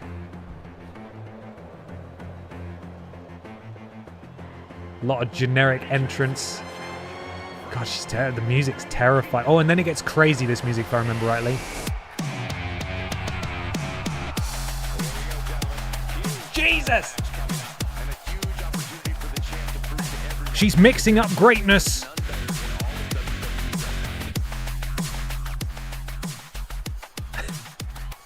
BENXT fears Fanny. It's true. It's why she hasn't wrestled much. Management's scared of her as well, but she did manage to politic her way into this match. And the rest of the field has got to be fearing for their lives right now. It's such a weird entrance. Angelo Dawkins, you madman. Okay. Craddock, Jenkins, Piss, Cheggers, Tim and Anderson all vie for the Aldi Red Thunder Championship in a top rope, over the top rope battle royal match right now on BENXT. Whing. Oh, the splat noise. The splat noise every time. And we're off. Cheggers and the women's champion. James Jenkins immediately... Oh, it appears Tim got the upper hand there, but it's interesting that those two immediately went after one another, considering that, as I said earlier, they are currently slated to face each other at WALRUSMANIA. Funky Barbara Piss looking to retain her crown. Unlikely, but it is possible. I believe she's held the Aldi Red Thunder Championship before as well. So this might be her second reign with the gold. I should really be keeping a spreadsheet of the winners of the championships. I know I said that last week, but it's too late now. I can't do it at this point. German Cheggers and Fanny Craddock almost wearing complementing outfits. Perhaps they should form a tag team. No, never mind. They're walloping each other. Barbara Piss standing tall. German Cheggers now. Oh! Big strike to the stomach of Fanny Craddock. And E.E. Tim. Oh! Was going to go for an elimination there on German Cheggers. Cheggers able to slip out though. A massive overhand strike as the Aldi Red Thunder champion dumps the women's champion directly on top of the men's champion. Oh, James Jenkins has been eliminated by Fanny Craddock. What a sentence. Royal Rumble winner James Jenkins' momentum has come to a stalling halt there as he is eliminated by Fanny Craddock. He is the first person to go in this match. And we're down to 5. And now the women's champion looking to eliminate the Aldi Red Thunder champion. Barbara Piss in trouble here. And Tim looks like he's going to help out as well. All 3 champions are interfacing? That's not right. They're all involved currently in something, as Barbara Piss is able to fight out of it though, and she is still in this thing. Fanny going for an elimination on German Cheggers. Cheggers with the counter, and now Barbara looking to eliminate Tim. Tim goes over the top ropes, clings on though. Oh, backbreaker from German Cheggers as Tim is fighting for his life on the outside. And the women's champion, full Thez press and mount there, slamming the head of Cheggers into the canvas. Tim, though, able to get back into the ring. DDT from Craddock to the women's champion. Think how important it would be to Craddock's career to get an elimination on the women's champion tonight. Surely that would move her up the rankings. Don't really know what happened there. Everybody sort of phased over about 6 feet at once. And Craddock now was going to look to eliminate Funky Barbara, but not so, as the champion counters. And I think someone in the front row just yelled, "Nice reversal," which is weird. I've never heard that before. Oh, and I believe Fanny Craddock's about to be introduced to the Jinkle Jam. I'm sure Fanny Craddock's made plenty of jam in her cookery program before, but never Jinkle Jam. Jesus. And Fanny Craddock absolutely leveled by the Aldi Red Thunder champion. And if Barbara wants to eliminate her right now, she could do so. Ooh, Fanny clinging on. And now Barbara able to counter herself. And now it might be game over for Fanny, who is stunned. And in the meantime, the men's champion hitting a signature maneuver on German Cheggers. And see you later, Fanny Craddock. Barbara Piss has eliminated Fanny, but immediately the women's champion hops on her back and is gone. Oh, and German Cheggers is gone as well. We are down to 3, and it's all 3 of the champions. The men's champion, the Aldi Red Thunder champion, and the women's champion. If it was going to come down to 3, it's not surprising it's these 3. All 3 of them at the top of their divisions, except arguably Funky Barbara, who won this basically via lottery. Oh, gory bomb there. And Funky Barbara says, oh, you leave Tim alone. If I eliminate you, I might get a title shot down the line. Funky Barbara. Headbutt. Drops the women's champion.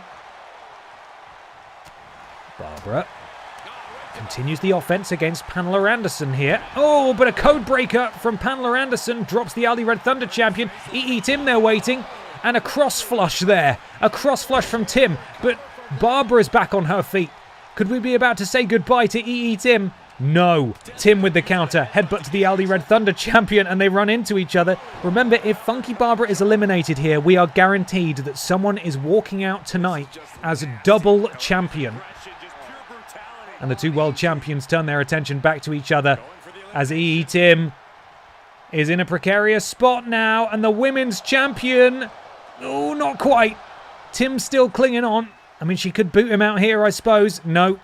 Tim able to fight out. Tim still going. And Funky Barbara just watching as the 2 world champions fight each other. Tim with the counter, but again, Funky Barbara is there waiting. Lifts up Tim. Alabama slam there to EE Tim, and it's the Aldi Red Thunder champion now who's standing tall. Barbara going after the leg, which is an interesting choice at this point in the match. Surely you just want to throw him out. You want to throw him out and move on.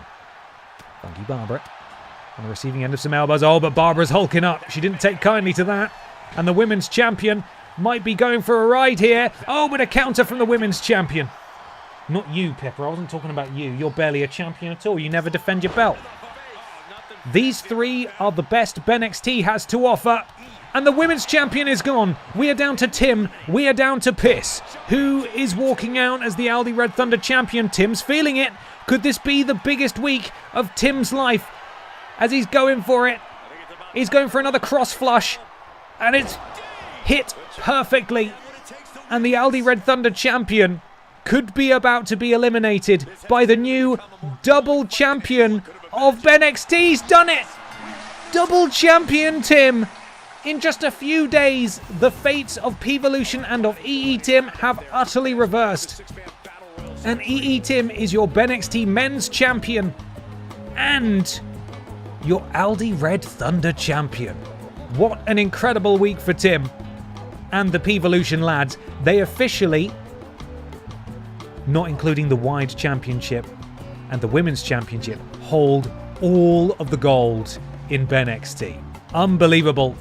EE Tim, the belt collector, begins. It's unbelievable. We might actually have to go now and look at the various entrances that are available for him for having multiple titles. I don't even know what there are.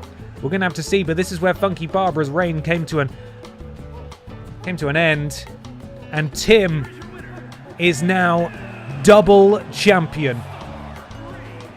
Well done to the one person who bet it all on Tim. Who was it?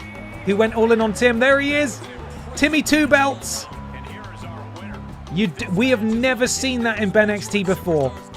I'm not sure we've had a double champion. Have we had a double champion in BENXT? I don't actually know. Tim might be the first one. It was Okey Poke who did it. Congratulations to you. 2 belt Timmy.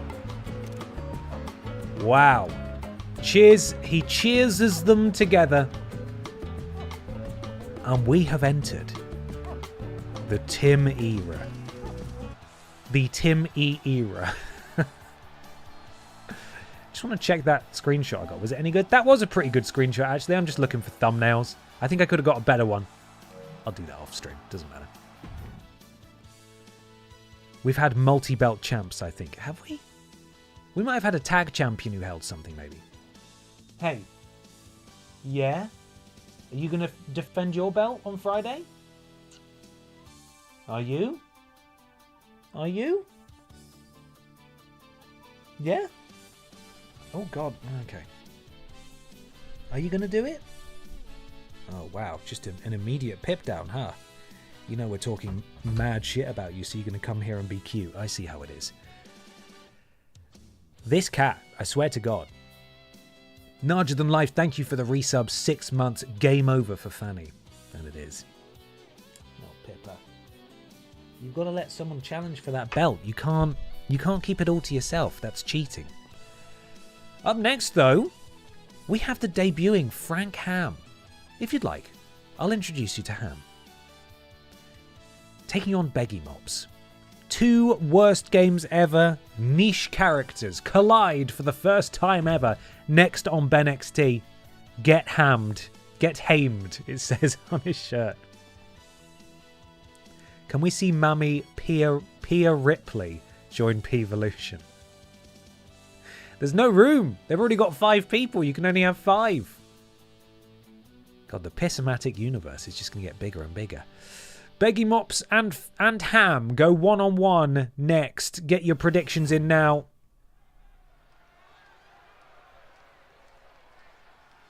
Yeah, now we're talking.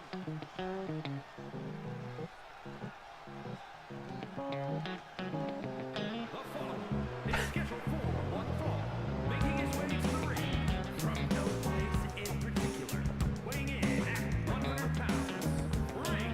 Why does he walk like that? It's because he's a PS2 character from a niche video game. One of the most competitive matches we've seen in a very long time.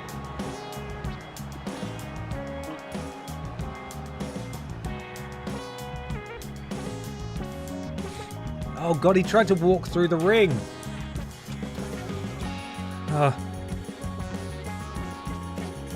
Oh, he's very upsetting, isn't he? Oh, he's very strange. The wiki will need to be pinned to the chat next week. Yeah, it will. Well, Frank Ham is utterly horrifying. I think we can say that much. But Beggy Mops we know, Beggy Mops we love. Get out here, Mops. And his opponent from Hollywood, California, weighing in at 190 pounds, the Idol,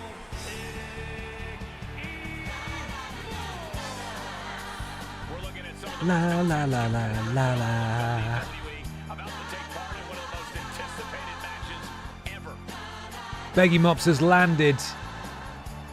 The superstar's here, but he's up against Frank Ham, and Frank Ham will be looking to make a statement in his debut. Predictions are now closed, and we get this thing underway. 64% of channel points wagered in favour of Beggy Mops there. And yes, Frank Ham was from Metropolis Mania, which is a really weird city building game on PS2. And now as the Pippa hair begins to make its way up my nose and tickle me terribly, Frank Ham gets the early advantage against Beggy Mops. The elbow dropped across the Pop Idol sensation, and now the fists raining down on Beggy Mops. I don't know why Pippa keeps coming back, to be honest, because I get quite animated on BENXT streams and I have to make loud noises and she never likes it. Frank Ham still in control. He's just fumbled every offensive attack he's mounted. Hey, come on now, that's not very nice. Fist drop there. And what is Frank Ham calling for here? Suggesting some sort of Hurricane Rana would be in the works, but then just does a drop kick instead, referee. As always, giving us the premium view, much like the Brotovich family had when Lord Brotovich didn't compete on the front page. Beggy Mops kick out of 1. And here we go. Now Beggy Mops starts to hit some offense. Look at that. The release back suplex, that's exactly what I was going to say. And now the power of Beggy Mops. Gorilla press there, just hoisting up Frank Ham over his head. There goes Pippa again. Ow. And down he goes.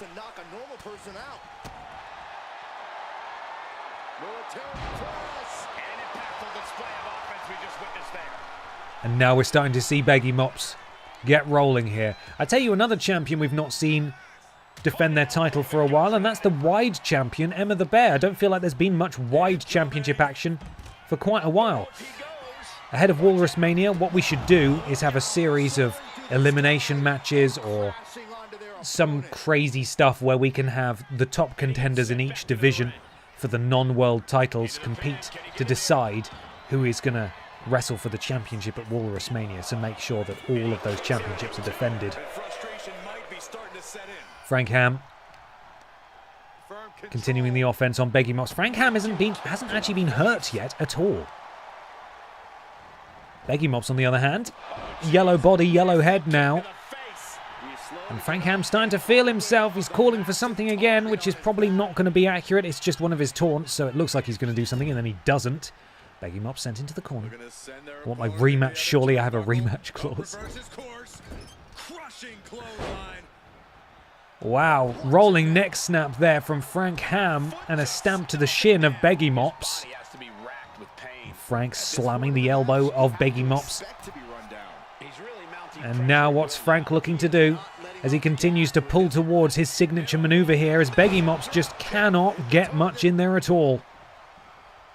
I like the cut of Ham's jib. But now a counter from Mops. And this could be where Beggy Mops starts to get some more offense in. And the power game again of Beggy Mops being made absolutely evident. He may be wearing a big bulky jumper, but you can see he's quite muscular under that. Got a lot of strength. Been working on it for a while. Doesn't really want to bring it up. Doesn't want to brag about it. But, you know, he's humble. But he's been working hard in the gym. As Beggy Mops. Stamp. And then sits him up off the ropes now. Oh, just a big boot to the face of Ham. And now wheelbarrow position, slamming him straight down. And now Ham is starting to understand what it means to be part of the BENXT roster. Counter from Ham. Having just said that, oh my goodness me. Side effect from Frank Ham, and Ham's going for his finisher here. We could be about to see Frank Ham victorious in his debut.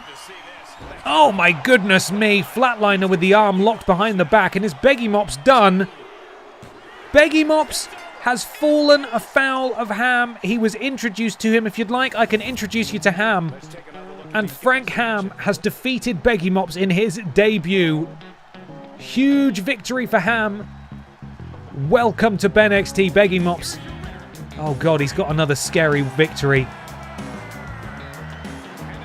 The referee can't lift the hand of Ham. Oh God, what is this? What is this? Who's this? Who is this guy? I don't like it. Frank Ham is frightening and upsetting, and I don't... Oh! I was a bit scared when he had his hand like that and he lifted it up. I was a bit worried about the gesture that he was about to do.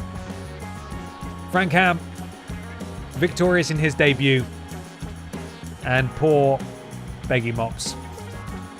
Another L for him tonight. I've lost all my channel points. Can I get a loan? Dude, if I could, I would. I promise you. I can't. I'm not the keeper of the points. It's Twitch. Fortunately, though, just by being here, you do get channel points. Just by tuning in and being in the chat. So hopefully you can accrue some more and then just, you know, get it rolling. Get those victories rolling, you know.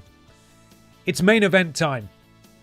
The former Aldi Red Thunder champion Funky Barbara Piss is in the corner of Alexa Piss as she takes on naughty rival stablemate, distant cousin Seth Pissin Rollins. Didn't mean to get so upset there. Seth Pissin Rollins. That'll be the main event of this BENXT. I feel a bit congested. I'm not unwell, but clearly there's just something light that's passing through my system. So I'm going to take this opportunity to go and congratulate EE Tim and have a quick wee and blow my nose. And I'll be right back, and then we will get to this main event. Keep your eyes peeled for the channel predictions, which should be coming your way in a moment. It may wait until I get back, actually, so it can be displayed on screen. But I'll be back in just a second, and I'll tell you what Tim says.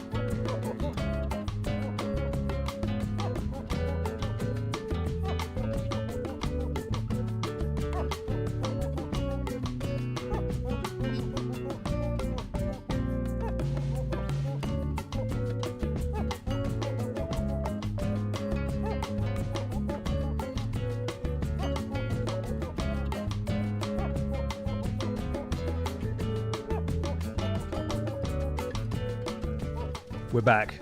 Tim is over the moon. He can't believe it. He can't believe it. In fact, no, he can believe it. No, he can't. That wouldn't make any sense. Why would I contradict myself? No, he can't believe it.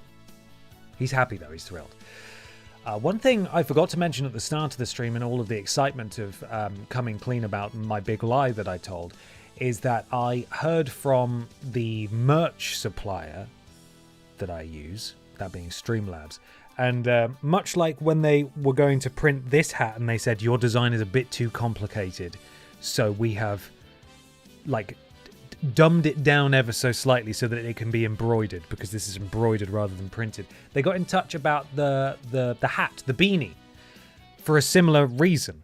It appears that one of you lovely people went to buy one, and they ran into a similar issue, but their embroidery alternative was, quite frankly, not up to snuff. And it's a shame, because I wasn't told at the time that I listed the item. That person has now been informed and refunded, but I'm very sorry to say that I will be removing the BENXT beanie hat from the store, just because I don't think there's a way we can get this logo onto it and for it to look good.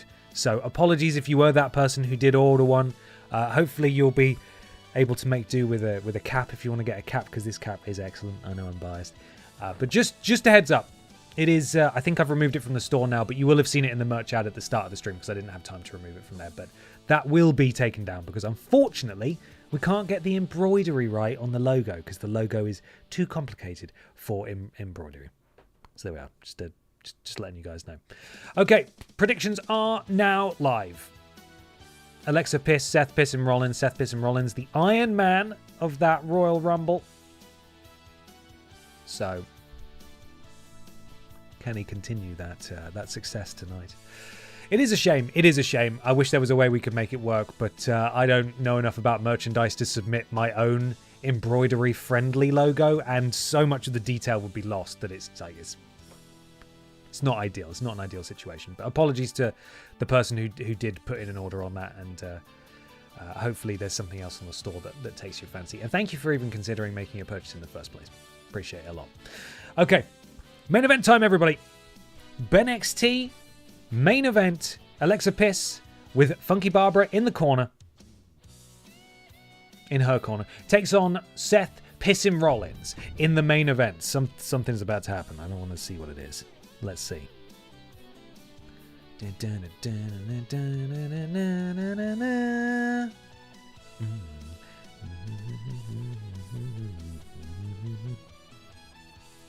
We have a CNC-controlled embroidery machine in the maker space at my uni. Your merch supplier is weak and their bloodline will perish. Well, I mean, I can't argue with that. That could well be the case. But I don't know enough about what they're saying to really dispute it, so I'm just trusting them. Okay, the two rival branches of the Piss family go head-to-head in our main event next. Just a few seconds left, and Alexa Piss is the channel points favourite. I'll say that much. This is gonna be good.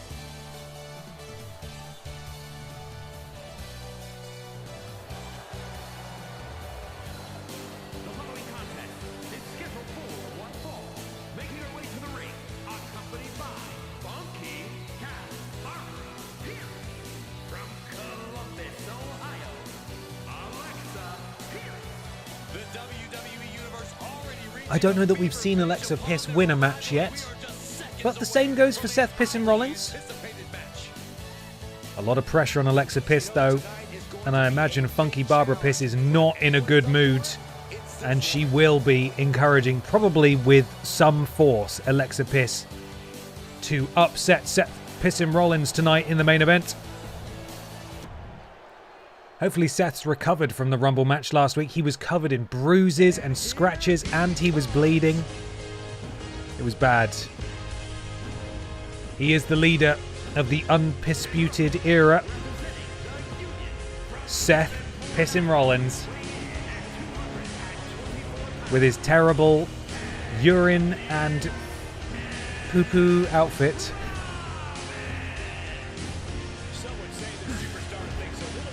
Let's get this thing going. Who's going to win? Alexa Piss is ready. BENXT, BENXT. Seth Pissin Rollins is ready. And we're away. And Seth Pissin Rollins gets the early advantage, rolls up. No. Oh, just a boot right to the face of Alexa Piss and then a springboard moonsault. But Alexa Piss not quite close enough for that to take effect, but Seth Rollins with the enziguri able to take down Alexa Piss. Grabs a hold now and huge back body drop there from Seth Pissin Rollins. He looks to be fully healed. Oh my goodness me. Repeated strikes to the face of Alexa Piss. Seth Pissin Rollins boot to the spine of Alexa. Apologies for just saying that first name. I may have woken up some people's home personal assistant devices. Wrenching on the back there. Oh, but Alexa Piss with the counter and then another counter from Seth Rollins. And Seth Rollins really seemingly has a fire lit under him after this. His Rumble performance. Oh my goodness me. That Phoenix splash there. The height on that was unbelievable. But Alexa Piss able to get out of the way. Had plenty of time to do so because Seth Rollins spent about 6 minutes in the air. Unbelievable. A fire that reeks of piss. And now Alexa Piss. It's her turn to hand out some hurt to Seth Rollins, but another counter from Seth. Oh, he went to pick her up, but Alexa managed to roll out of the way, and she's absolutely done him there. And now she's waiting in the... Oh, no. I hate it when the game does that. You're slightly too close, and your character does a little move, and then you don't have the advantage. You can't do your move first. It's really annoying. And Alexa Piss will probably be really annoyed there, as Seth Pissin Rollins drops that knee over the face, over the genetic powerhouse of a nose possessed by Alexa Piss. Interesting that the men... Oh, my goodness me. Goes into the cover here. 1, 2... Oh, she got her hand on the rope. And Funky Barbara almost annoyed at the referee there that he didn't catch it. And Seth's really getting in the referee's face here. And this match will continue. I was expecting... Oh, Alexa ducks under.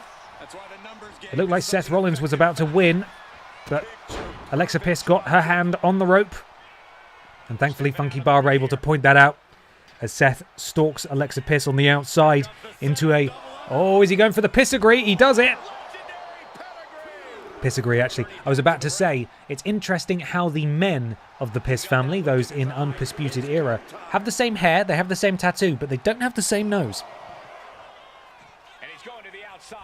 That must be a female trait, potentially. I'm not entirely sure. Super kick to the face of Alexa Piss, and it has been all Seth Pissin Rollins in this one. Alexa Piss not looking too good here, as Seth Pissin Rollins has his finisher. Are we about to see the stomp? I mean, we may not, because the referee's not going to show us a bloody thing. And we're going for a neck breaker. Oh, no. Spins around. Forearm to the back of the neck of Alexa Piss. Funky Barbara trying to wake up the crowd. She should be looking at what's going on in the ring. Oh, I thought he was going to win off that punch there. Not quite. Not quite. Seth Pissin Rollins. Piss Genetics is a field all on its own. Yeah, I mean, there's entire university wings that are dedicated to studying it. Alexa Piss now. Shoulder tackle to the stomach of Seth Pissin Rollins, drops him down and then continues the strikes. Oh, and a massive slap to Seth Rollins.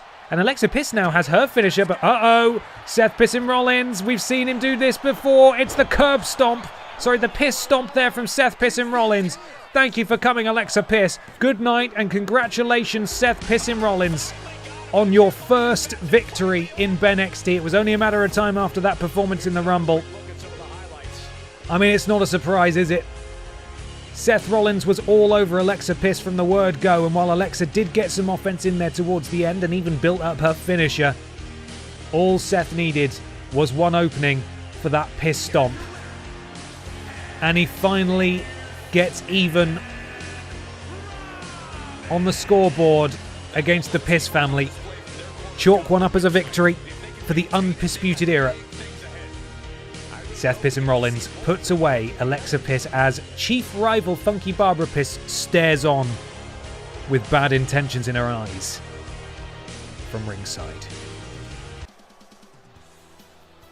Good. Another good. We've had a lot of good matches, haven't we? Won like 6,000 points on that one. Hell yeah. Nice one. Piss it down! And that concludes this episode of BENXT. You know what it's time for? Pip down. The question is, will we see Pippa? My guess is no. But let's find out.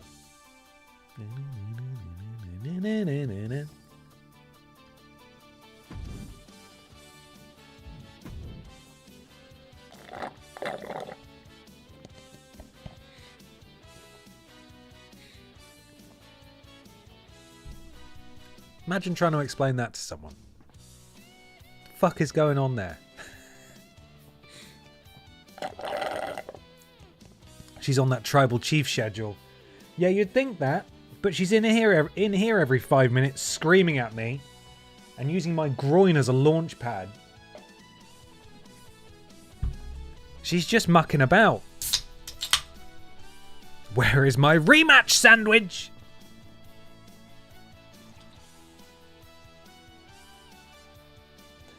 Why does that pufferfish have a censored penis on their face? You're not the first person who said it's a penis. It's not a... Why do you think it looks like a penis? Oh, because it's got a D at the end. Is that it?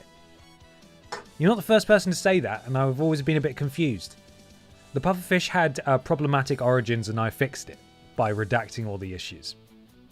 Redacting makes it worse. Okay, good. Well, all you need to know is that it's redacted, and it's not a penis. It's just redacted. And it's not a penis. So, Jill Sandwich, the brand new Butterfield Championship title champion, takes on Pufferfish in the opening match. Piss Jericho goes one-on-one with Rules Boss. The Chevrolet Matisse... Oh my god, she's here! It's the Chevrolet Matisse goes one-on-one with the Pip Down Women's Champion, Pippa the Cat, with the Drinks Fairy in her corner. Lieutenant Hank Anderson and Connor, Team Lickett, take on Adam's family, that being Sergeant Pacitti and Pacitti Dust. And in the main event, Daronk and Santina Morella have a promo. How do you guys feel about a promo? I don't feel good about it. I think I'm going to cut that. I'm going to cut that one. We've got to cut one of them. I think it's got to be this one.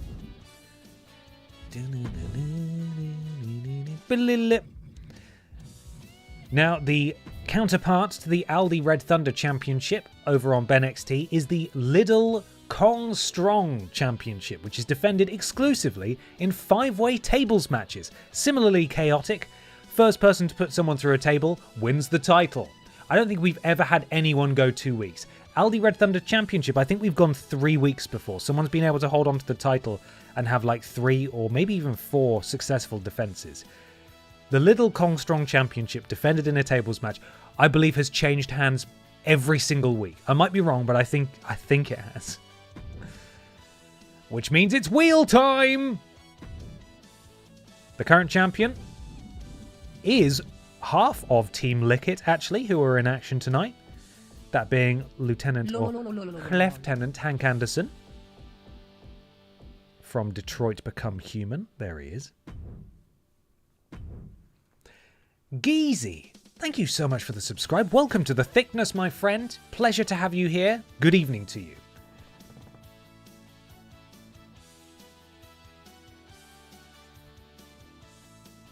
I've had too much Pepsi, guys. I've had too much Pepsi. He's mad. He's gone mad off the Pepsi. He's losing his mind. Okay. Barbara held the Aldi Red Thunder belt for 4 weeks. There you go. Kong Strong title? Not so much, as far as I'm aware. It is a much newer title. Not by much. I'm exaggerating. Anyway, Wheel. Where are you, Wheel? There it is. Here we go. Let's spin it. Let's spin it.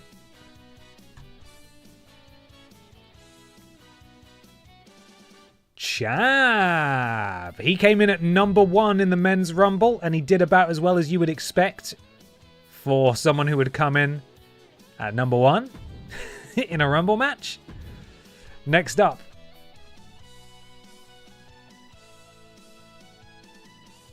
Santina Morella, who was due to be in the main event in a promo.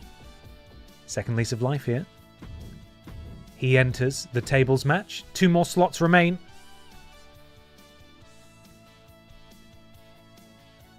Oh no! His tag team partner Carla is also in the match. Will they come out together or will they come out separately? I have no idea. And the final spot goes to...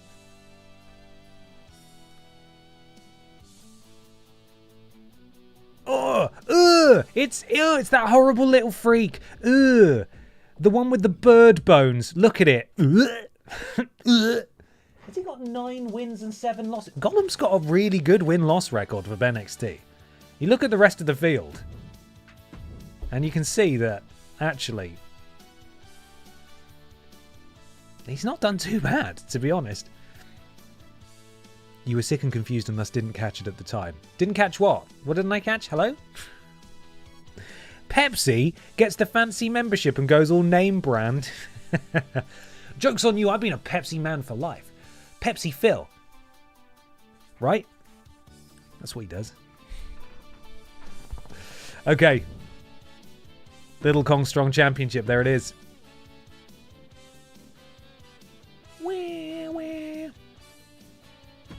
Save that. And before I forget, guys, it's time for some admin. Adam Min. As we quickly... In fact, can we do it in here? No, let's not. Let's go do it properly.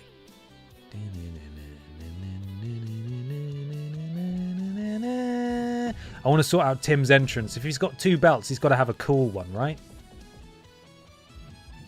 There they are. Duke Hudson, Dusty Rhodes, Eddie Guerrero, Eddie Thorpe, E.E. Tim, El Grande Americana. All legends. All of them. All real as well. Totally real. Boo, boo, boo, boo, boo, boo. Okay, so we've got double title motion. What options have we got? We've got double title motion. Okay, double title motion 1. Can we see it, please? Let's see what this looks like. I mean, that's a pretty cool one. That's pretty laissez-faire. He's holding 2 titles that he does not have. I mean, that's a pretty good one, I think.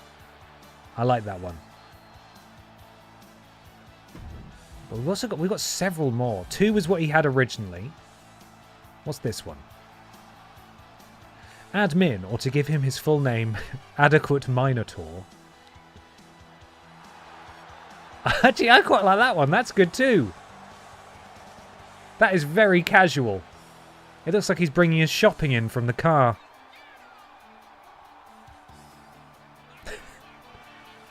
What's he going to do when he gets to... That camera angle cut makes him look so much further away from the ring than he was. Like that bit from Monty Python, the Holy Grail. Whatever it's called. Where he's running to the castle and it keeps resetting the camera. Okay. Show us something cool. What are you going to do with these belts, man? Nah, it's not like... At the end there, it's not as exciting as I thought. Double Champion 4? What you got?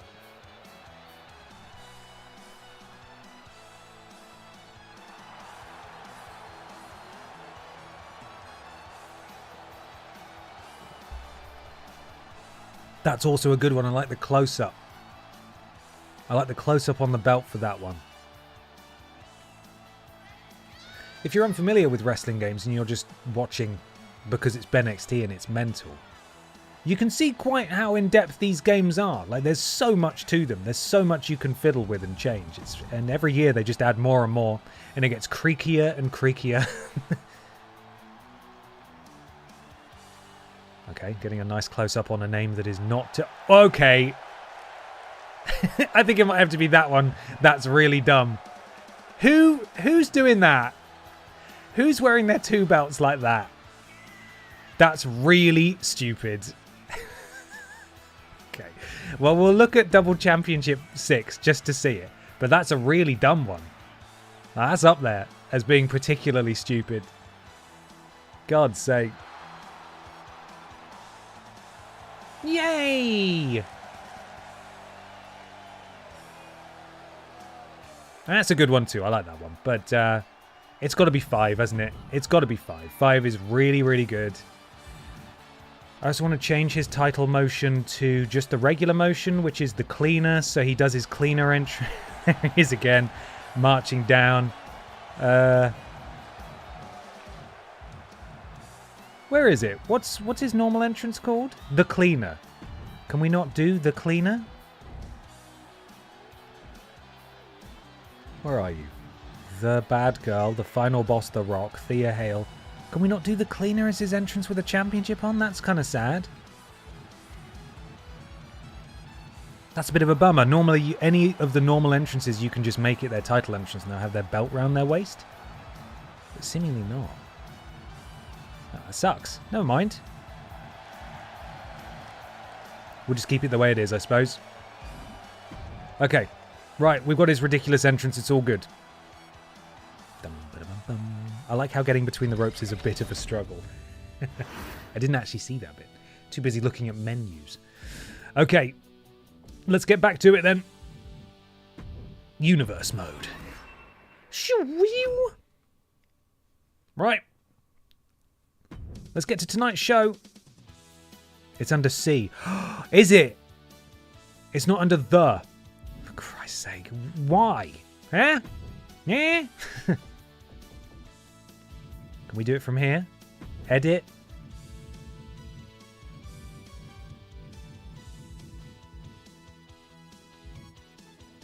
Yeah, we can actually do it from here. Face the coolest.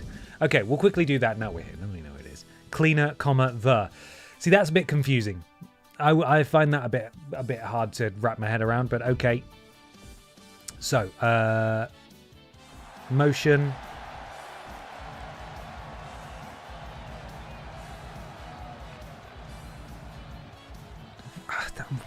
Fucking explain that to me. Okay, fine. There you go. Stupid. Right, so now he should come out. Yeah, there we go. Doing his normal entrance. Sweet. Sorted. Thank you, everyone.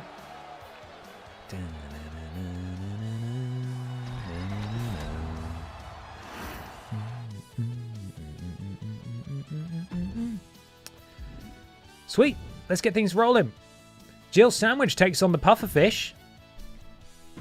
An unproblematic Pufferfish, and that's okay. The brand new Butterfield Championship title champion, Jill Sandwich, fresh off dethroning poor Lord Brotovich, takes on the redacted Pufferfish in our opening contest. I'm not sure if the predictions have happened yet. They might not have done because I was fucking about in menus. If not, they'll be happening in just a second.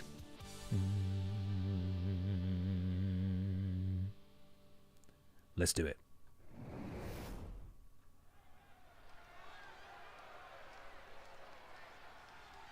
This woman is the real deal.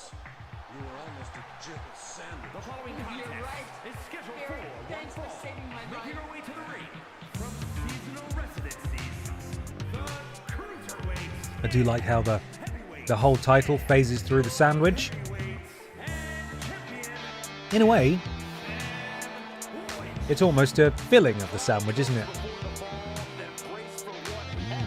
A side complaint, the older 30 FPS video clips don't play right in the custom videos on the PlayStation. I have no end... They haven't... For those of you unfamiliar, they have a built-in video editor, so you can like cut clips together and use text and animate like images and things like that. So you can create like custom entrance videos and things. But it doesn't... Like, it's so hard to use. It's the... Why can't I find the music? There it is. It's the most un-user-friendly thing imaginable. It's so ridiculous. Like, nothing snaps together, everything overlaps, and you like undo stuff without meaning to. It's a horrible video editor. And then when you apply it, it doesn't really work anyway. So it's crap. Here he is. And Fush, redacted. It's just a fish. It's just a fish, okay, guys?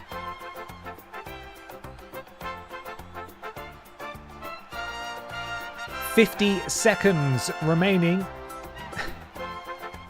on the predictions. Time for a fish finger sandwich.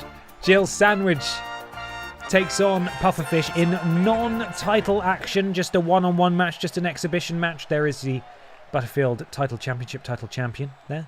And the Pufferfish, who is just a Pufferfish. There's nothing else going on. And here we go. Jill Sandwich immediately drops the fish. Eyeing up that fish, thinking you'd go very well in my sandwich. Non-sexual. Literally talking about being a sandwich here. as a human sandwich.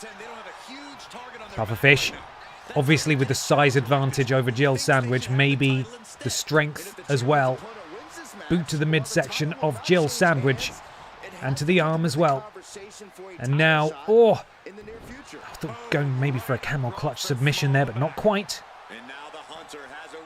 The champion getting back to her feet, and Pufferfish hoists up the champion. Champion slips out the back door. Oh, Scorpion Death Drop DDT there. Inverted DDT from Jill Sandwich. Both participants roll to the outside, and Jill with a clothesline drops the fish. And a basement dropkick. Oh, attempted at least. Pufferfish moved out of the way, and Jill Sandwich is clutching her lower back. That can't be good. Oh, but Pufferfish shows her how it's done. Connected flush, or should I say fush, with that one. And Jill sent back into the ring. They're getting better this week at not getting counted out. That's nice to see. A little bit of character growth. Pufferfish lifts up Jill Sandwich. And face first goes the Sandwich off the turnbuckle. And a stamp to the ankle. And now the Pufferfish up to the middle rope.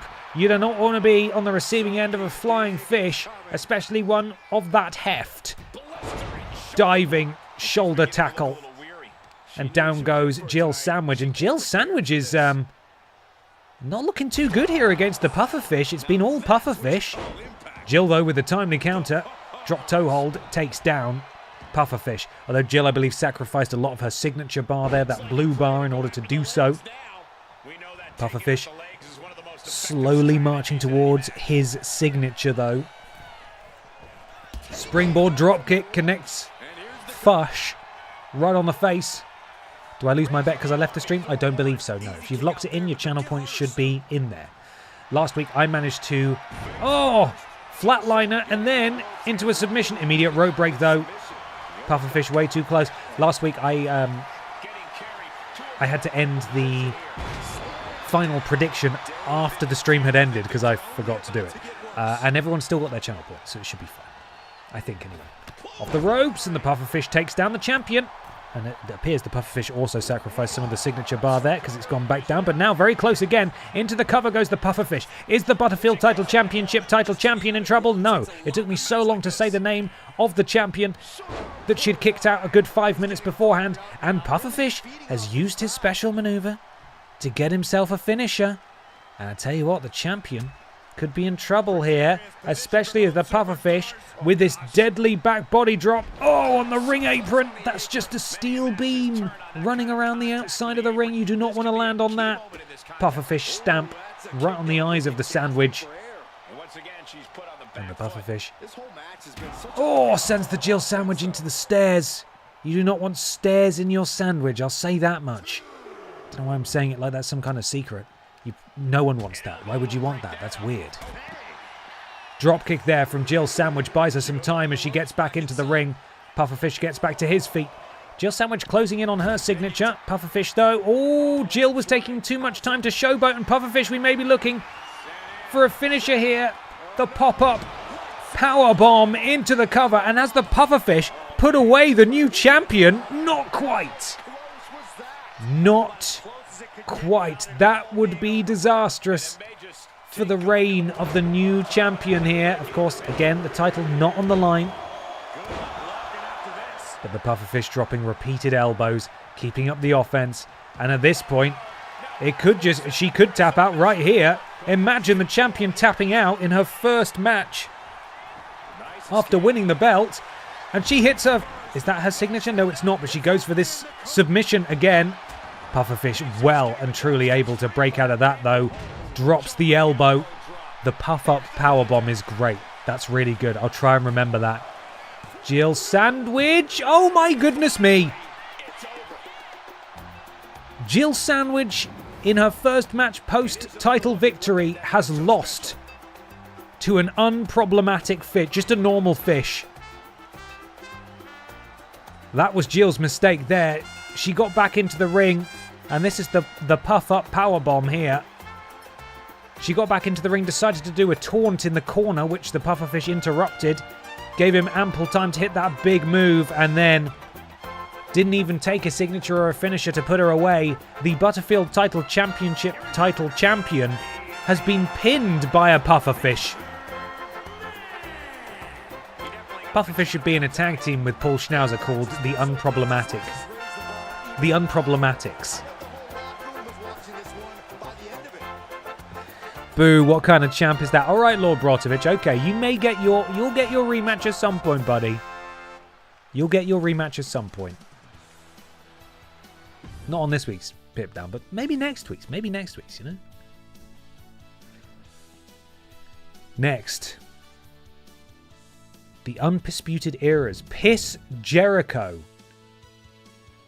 Oh, bit of chugging there. Goes one-on-one with Rules Boss, the former BENXT men's champion. Was he? No, he wasn't the Pip Down men's champion, was he? He was the Little Kong Strong champion, though, here on Pip Down. So he has one title on this match. Put me in the chamber, Booker man.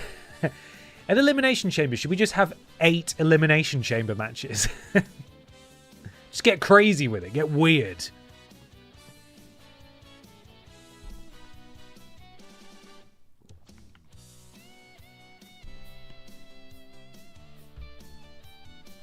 I have 94.8 thousand points. That's the most I've ever had.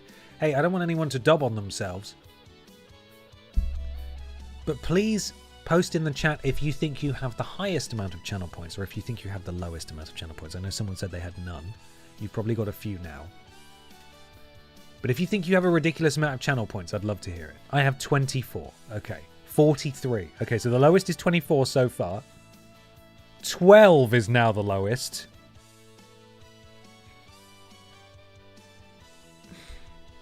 I'm up there because I'm in 6 figures, but you're not willing to share. That's very classy of you. Or very tax-avoidy of you. Not sure which. 125k. Nice. I need a BENXT wiki to read up on all the lore of the title names. Oh, buddy, we've got one. I'm not sure if there's lore on the reason for the title names, but there's definitely a wiki. 102.2k, 4.5k. All in 24 points on Jericho. 169k. Nice. Very nice. Dun dun. Ba-na-na-na-now. Started with 60k, down 54. Down 54k, as in you've lost 54k? Or you're down to 54k? Man.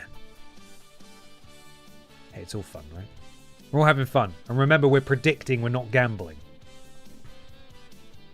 Don't gamble in real life. It's bad news.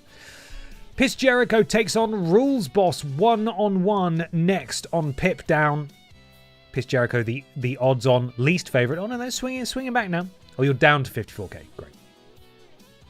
Not too bad, then. Could be worse. Here we go, everybody. Piss Jericho, Rules Boss one-on-one.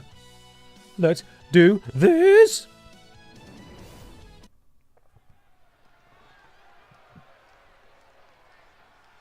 Here we go, guys. Come on. You know I got you. Piss the walls down. Piss down the walls. Representing the undisputed era, it is Piss Jericho. And there are his little fireworks. There they go. Pew, pew, pew, pew, pew. I had exactly 250k when it started, so I haven't lost much tonight. And that's good. That's good.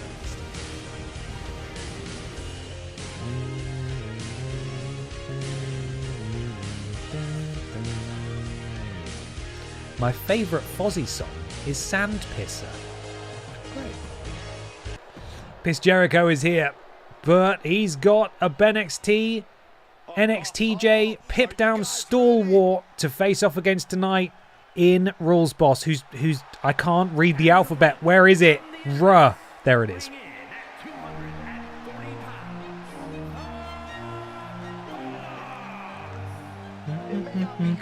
Play by the rules or treat every single opponent with respect, but they don't care. Hey, the WWE Universe sounds like they think it's cool. Agreed. It is cool. What you just said was powerfully uncool.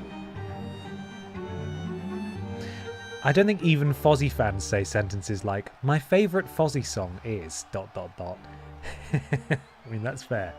Are there any Fozzy... Serious question. Are there any Fozzy fans? Are there? Are there any Fozzy fans? Are you there?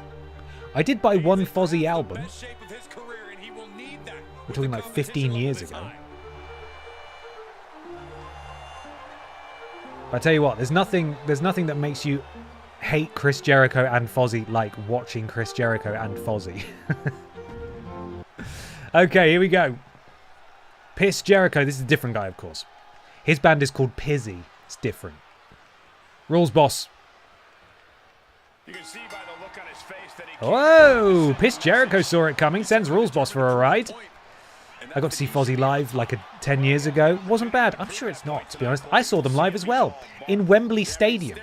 Which was clearly a big ego trip thing for Chris Jericho. And it was so funny hearing him talk about it. Like, oh yeah, I think like Santana just suggested it and like said, hey, you guys should do this. And we were like, wow, that's a pretty good idea. Like, as soon as Wembley Stadium was mentioned, he wasn't actively like punching people in the face to get Fozzy to play at Wembley. So they could technically say, oh yeah, we played Wembley.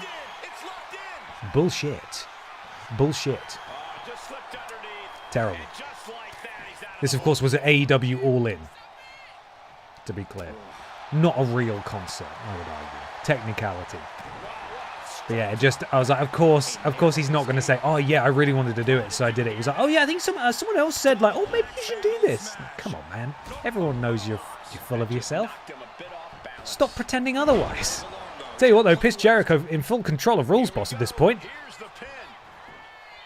Oh, the referee slid backwards, count of 1. Piss is probably a bit annoyed at that actually, because that over-the-top backslide there probably cost him an extra count. Counter from Rules Boss. I look forward to them playing it all in. A much-needed piss break. I tell you what annoys me, right, about Fozzy. Stop me if you heard this before. And this is just purely as an observer. Back when I used to watch AEW, when they wanted a guitarist to play someone to the ring live, it would be the Fozzy guitarist. I want to say it's Rich something is his name. And he fucking made it all about him. Like, he was like prancing around. He was like dancing about. Rich Ward, yeah, he was dancing all over the place. Like, I think he played Britt Baker to the ring a couple of times. And like Britt Baker was doing her entrance looking really cool. And in the background I just saw this fucking prat like prancing about. And I was like, will you fucking calm down and stop? You're really distracting and it's really irritating. Anyway, that's enough. That's enough. Piss Jericho is he's dropkick central here from Piss, and then a crossbody to conclude it as well. And Piss Jericho has his signature, and Rules Boss has been absolutely battered here by Piss Jericho. Surely not off the crossbody. Rules Boss kicks out. Rules Boss kicks out. He learned that from Chris himself. Got to maximize your minutes. But could you maximize them somewhere else? You know? Oh, and this is actually, sorry, this is Piss Jericho's signature. I completely didn't talk about that at all. That's the walls of piss, or the piss of Jericho. I don't really know what to call that. Anyway, we could be closing. Oh, the Jude piss effect. The Jude piss effect there. And Rules Boss, I think, is completely out. Oh, no. Rules Boss absolutely rocked by the Jude piss effect there. And top rope lion salt there from Piss Jericho. The stalls of Jericho is great. Pudis effect is better. Thank you, everyone. I'm trying to think of them on the fly as I'm still getting cross about Rich Ward dancing around. Piss Jericho calling for something. Oh, he just absolutely kicks Rules Boss right in the face. I don't think we've ever seen Rules Boss manhandled like this before. But from Seth Piss and Rollins in the main event of last week's BENXT to Piss Jericho now, could we be seeing the rise of the undisputed era before our very eyes? Counter from Rules Boss. Rules Boss trips up Piss Jericho. And Rules Boss now, signature in tow. Can he make this count? We've seen this before. Is it illegal? No, technically it's in the rules package driver. Not quite. But Rules Boss has his finisher ready to go. And Rules Boss has been busted open as well. Probably because of that Pudis effect. Oh, terrible. Oh, but a counter from Piss Jericho. Although, Rules Boss, rolls round that DDT, plants Piss Jericho just got straight back up. What was that? Piss Jericho no-selling the offensive Rules Boss here, which isn't very sportsmanlike. Backbreaker, and Piss Jericho has a second finisher, but he might be looking to go for the victory off that alone. Let's see. No, he's not. Counter from Rules Boss. That was Piss Jericho's finisher attempt. And Rules Boss now has a finisher ready to go. And Piss Jericho better be hoping that Rules Boss mucks this up, because Rules Boss has won gold before.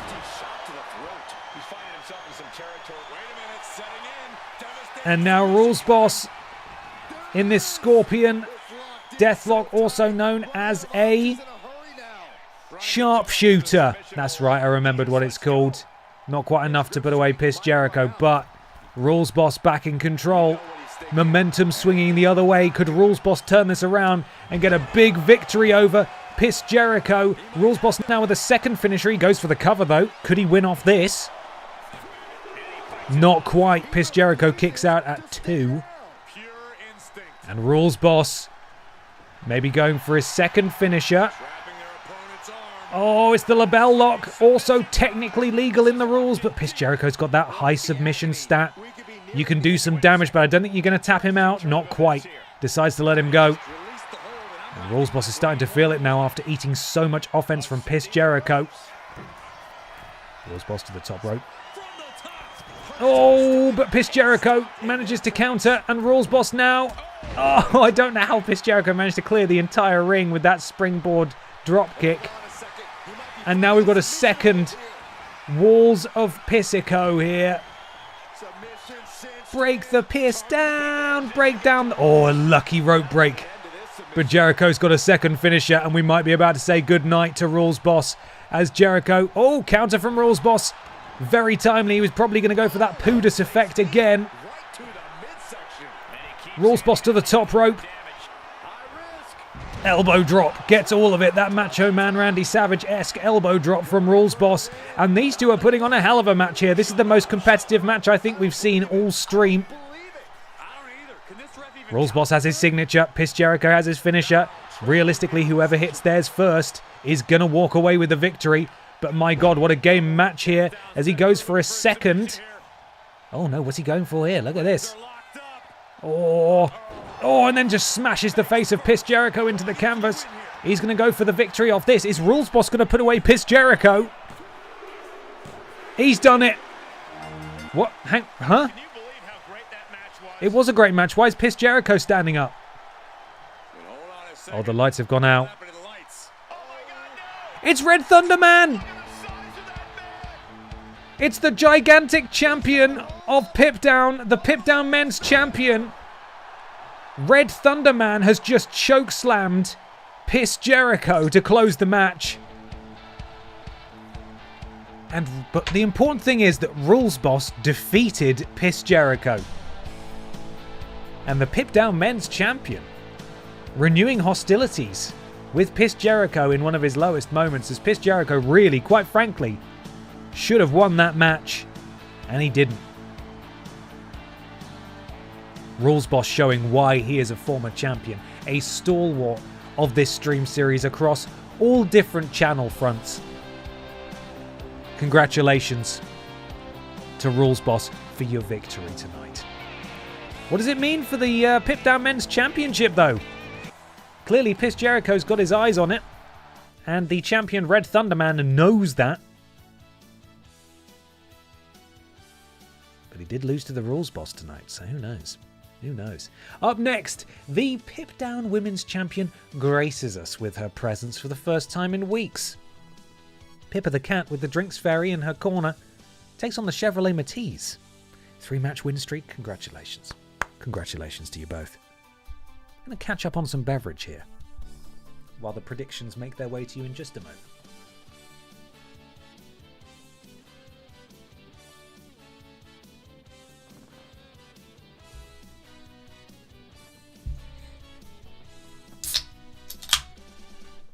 Rip it, my dude.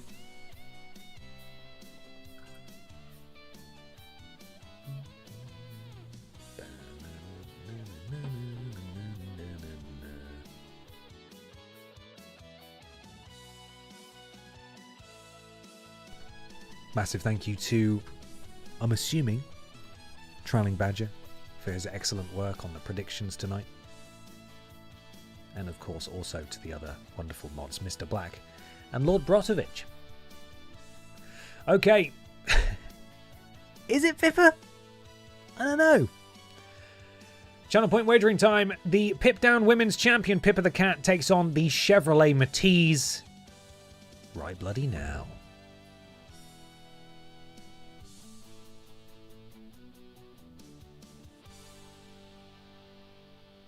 Here we go. I said here we go. I said here we go.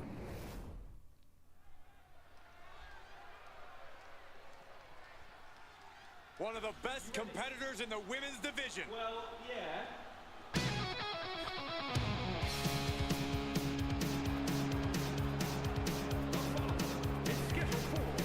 Now the Chevrolet Matisse is not to be taken lightly.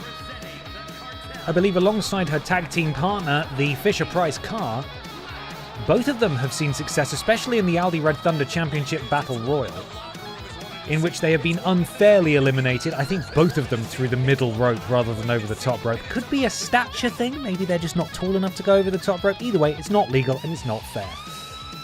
Although the Chevrolet Matisse... These streams are such a highlight of the week. Cheers, Ben. Alan Claw, thank you. Cheers to you. That's kind of you to say and very kind of you to donate. Really appreciate it. Thank you so much, mate. Thank you. Well, of course, the Chevrolet Matisse has run over Peter Austin in real life and had a feud with Peter Austin, where she ran him over as well. But now, here she finally fucking comes. It's the Pip Down Women's Champion. The cat for whom this entire show was named has decided to show up to work just once. And she's here already. It's going to take the Drinks Fairy a minute to catch up, quite frankly. But she does have her mum in her corner tonight. And again, look at that fantastic championship belt. Designed magnificently by Danji's Designs. Thank you, Dan, again for your work. And of course, again to Ben Cooper for the vast majority of this incredible music, including this track right here. Right, let's see if Pippa still has it. I fell over my words there. Let's see if the champion still has it. There we go. Nailed it. I don't think they heard. Pippa is ready. The Chevrolet Matisse is ready. And I would, quite frankly, love it if my cat did not get hit by a car. She's an indoor cat, so that's it's not going to happen. We're going to keep her nice and safe. So if the Chevrolet Matisse could sort of just stay away from my cat, I'd really appreciate that. But that's the danger of wrestling. Sometimes you get hit by cars. It happens. It genuinely happens. See the Drinks Fairy, Pippa's mum on the outside there. A former Little Kong Strong champion. Who the heck is that? It can't be a Pippa, surely. Nah, must be a seeing things. Tetchy Wayo, thank you for the bits. I can't believe it myself. Drinks Fairy with a record-setting 6 eliminations in the Royal Rumble last week. As I said, a former Little Kong Strong champion. And she's not even a wrestler, she's just a manager. Her stats are like tanked intentionally, but she always does very, very well indeed. And she is in the corner of the multi-time women's champion, Pippa the Cat, who, as it stands, will face Royal Rumble winner Biker Barbara Pierce at WALRUSMANIA. These two have a history. Biker Barbara Pierce defeated Pippa the Cat for the BENXT Women's Championship when Pippa was over on BENXT. But then Pippa, in a surprising upset, managed to win the title back the next week. And they will face off again at WALRUSMANIA, assuming, of course, that Pippa the Cat is still champion. Assuming, of course, that Pippa the Cat can get through tonight. It has been all Chevrolet Matisse here. Pippa the Cat has not been able to really get anything done at all as the Chevrolet Matisse goes to the middle rope and Pippa moves out of the way.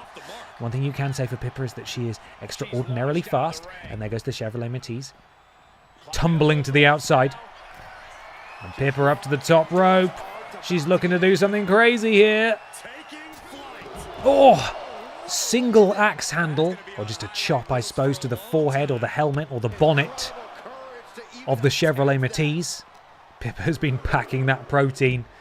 She's taken some time off. It's like when a wrestler takes time off and they come back and they're 4 times the size, and it's sort of like, is that healthy eating, or are you maybe doing drugs? Sorry, I shouldn't have said that. But also, are you? We are up to a count of 6. Pippa has the good sense to get back into the ring. And we are not going to get a count-out victory. We hate those. Chevrolet Matisse back into the ring now. Charles Robinson, the referee, did take a brief break there to make sure the Chevrolet Matisse got back in. That's good refereeing. She's been eating that fancy cat food. Instagram keeps advertising to me. Pippa's a fussy eater. She only eats gravy, which is for old cats. And then half the time she throws it up because she's a little monster. She runs around the house because she's so excited about getting food and then goes, oh, that was a bad decision. Now I feel sick. We're back outside the ring again as Pippa the cat starting to dissect the Chevrolet Matisse, going to work on the wheels. The wheels of the Chevrolet Matisse. Pippa managed to counter that, but the Chevrolet Matisse still in a better position to get some offense in. Count of 7 now. I thought the Chevrolet Matisse was about to break the count. Fortunately, Pippa gets back in. Pippa, stop the car. Pippa, stop the car. And that's all Pippa's fault. I don't know why Pippa didn't stop that, but Pippa with the counter.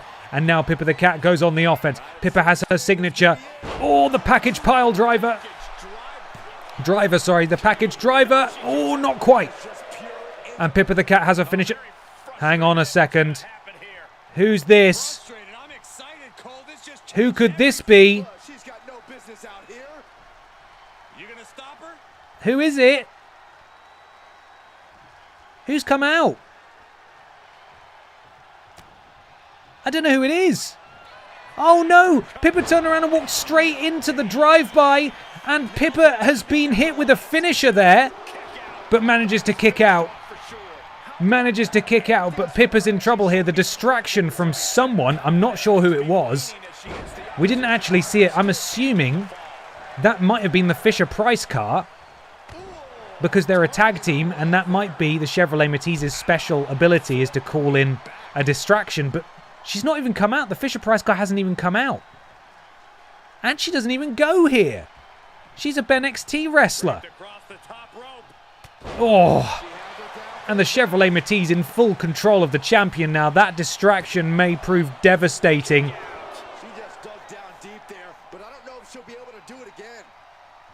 For Pippa the cat, Chevrolet Matisse getting closer to her signature now.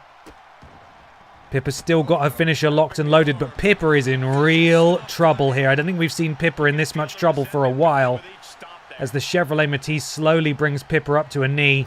Full head of steam and a boot directly to the temple of Pippa the cat as the Chevrolet Matisse, I should say.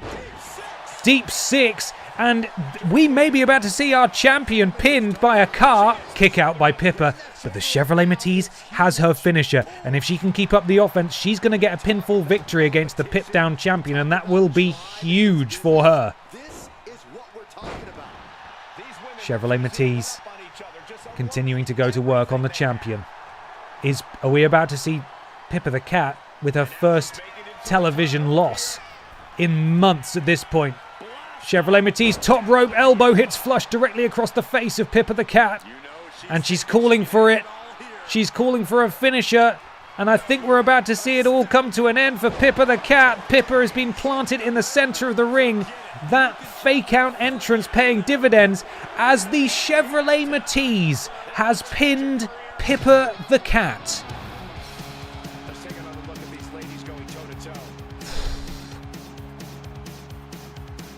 This is what you get for not coming to work. Also, I was fiddling with my ring and I dropped it.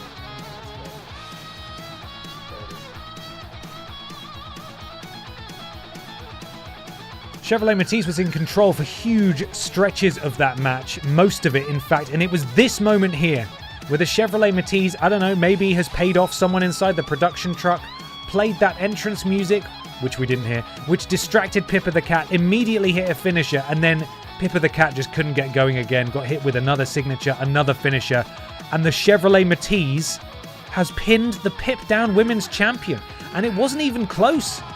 That was a dominating performance from the Chevrolet Matiz, the biggest victory of her career. And Pippa the Cat proves single-handedly why you probably should show up to work if you're the champion. There was no outside variable. We didn't see anybody. No one even came out. Outrageous. Well, you don't like to see that. The women's champion pinned in a non-title match here. That's the second time in this show that we've had that. Jill Sandwich, the Butterfield Championship title champion, pinned by Pufferfish. And just now, Pippa the Cat, the women's champion, pinned by the Chevrolet Matiz. No! Up next, though, Team Lickett take on Addams Family. Now, we've not seen Addams Family for a while. Will be interesting to see how they get on. Team Lickett have a decent record as a tag team. The Little Kong Strong champion, Lieutenant Hank Anderson, is part of this tag team, of course, and will be defending his championship in the main event next as well. But first, we have this tag match. Addams Family versus Team Lickett. Get your predictions in now. Sounds like a cultaholic punishment. Who's going to win? Wager them points. Wager them points. Wager them points. We do get to hear Team Lickett's excellent theme song, though, which we don't often get to hear in full. So let's crack on, shall we?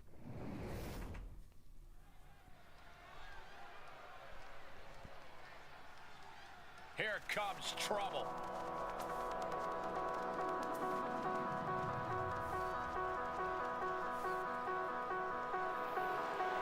Hello. Welcome to the Detroit Experience. Is a tag team match. One fall. On the way to the ring. At a conversion of 510 pounds. Absolute Shiny Ray. Stampede Champions. GT is streaming right now. We will raid him once we are done. Team Lickett, one of whom is champion, take on Addams Family now. Look who's here.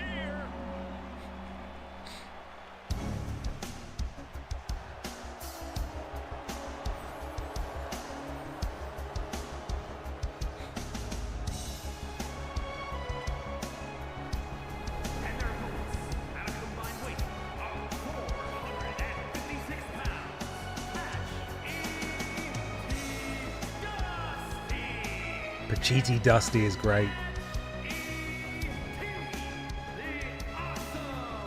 Impressive collection of syllables there to sort of construct their names for the announcer to say.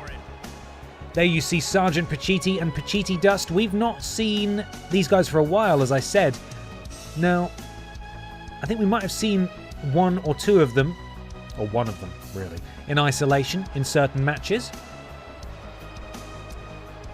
But not together for quite a bit.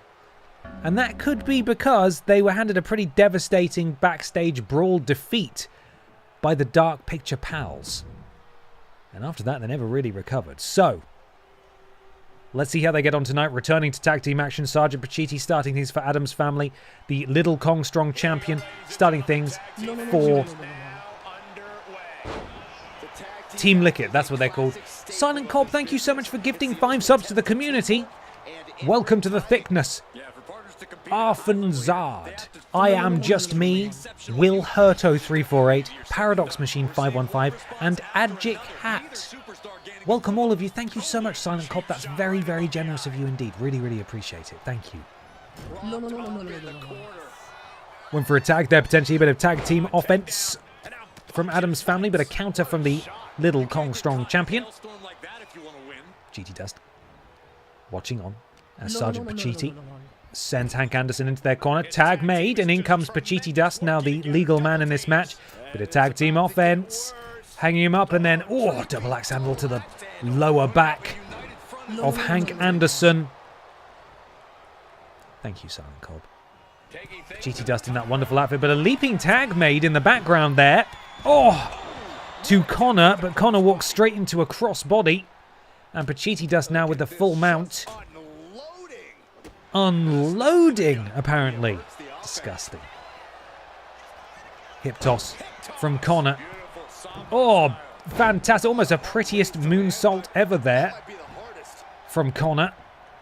Rolls over Pachiti Dust.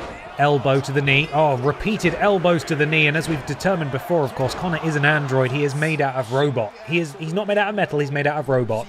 And he does big robot moves and it hurts. So you don't want to get hit with those. Pachiti Dust now sent into enemy territory. Tag made. Hank Anderson back in. Power bomb. Power slam, sorry, from Connor. And then a diving headbutt from Hank Anderson. That's not good. You don't want to be doing diving headbutts. You can give yourself concussions. You don't want to do concussions. Knee to the midsection of Hank Anderson. Oh, and pulling back on the glossy hair of Hank. Oh, dear. Trying to choke the life out of Hank. I went to school with Ann Droid and May Doubt of Robot.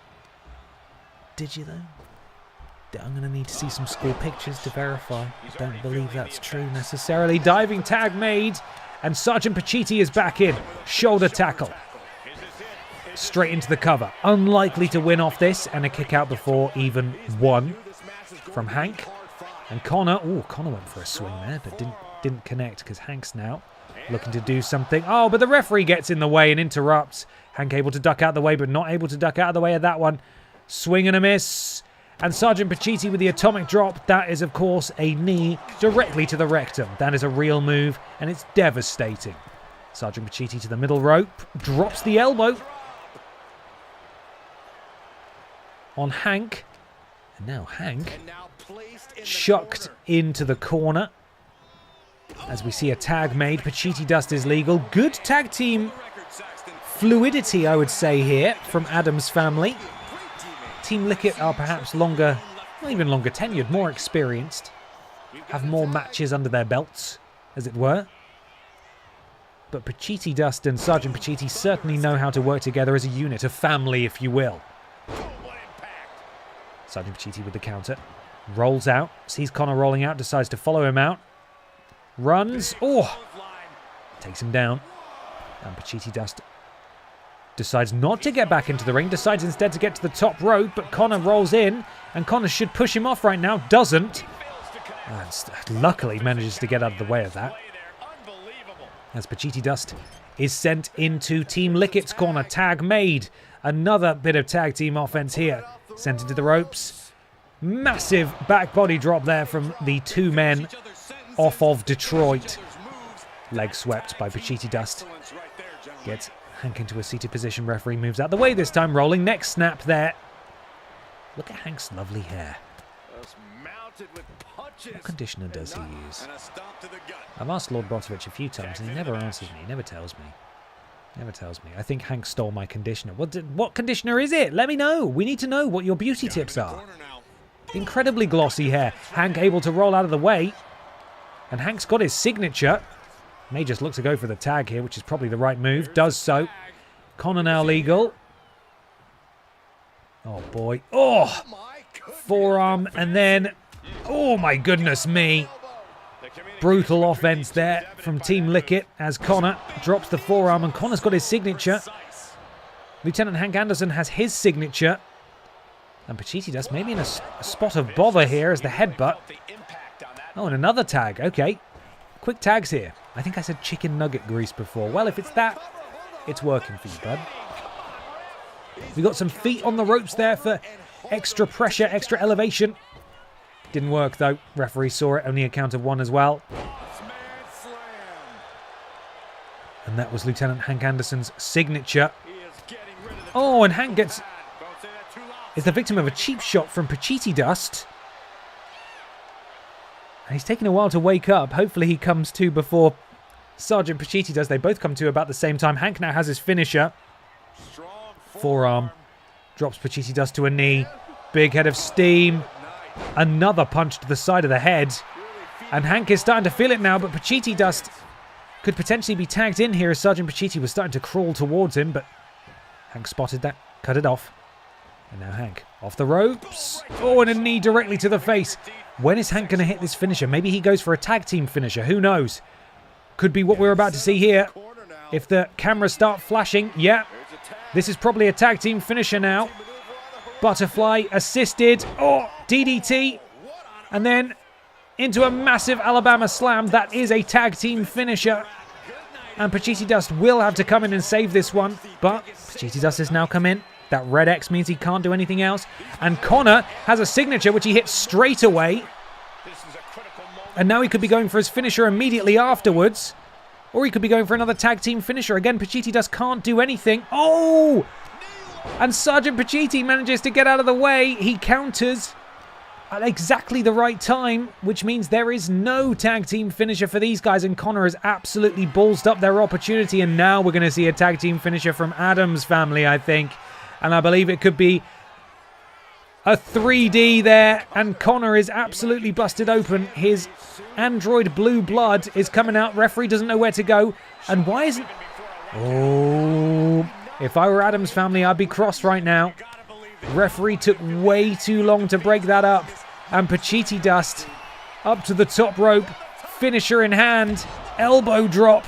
Not the finisher. Not the finisher. And now tag made. Sergeant Pacitti back in the ring. And Connor with the counter. Connor sends Pacitti into the corner. Tag made. In comes Hank Anderson. It looked like Team Licket had the perfect game plan here. Oh, and a shatter machine from Team Licket. Looked like Team Licket had the perfect game plan here until Sergeant Pacitti countered at just the wrong time. And then it all started to fall apart. Oh, goodness me. Pacitti Dust eats a shoulder tackle to the stomach. And in comes Connor again as Sergeant Pacitti makes his way back into the ring. Connor, though. Oh, my goodness me. Connor called for his finisher. Did it immediately into the cover as Pacitti Dust is on the outside. Oh!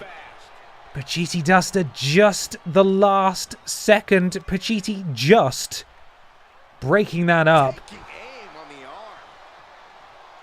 Was there a tag? Yes, there was a tag between last time. I thought Pacitti Dust wasn't able to come in and break that up, but he did. And so this match continues. And that's the second time Connor had the victory stolen from him. And Sergeant Pacitti now has his clock cleaned by Connor. Oh, and a tag made, and Connor doesn't even realize as Pacitti Dust makes his way into the ring. Pokes the eyes. Oh, and a counter from Connor. And the android Connor. And he strikes. And Sergeant Pacitti sent into the ropes. Connor, springboard. I don't know what Connor was thinking then. That was absolutely wild. Trying to connect his own makeshift moves on the fly. And Connor,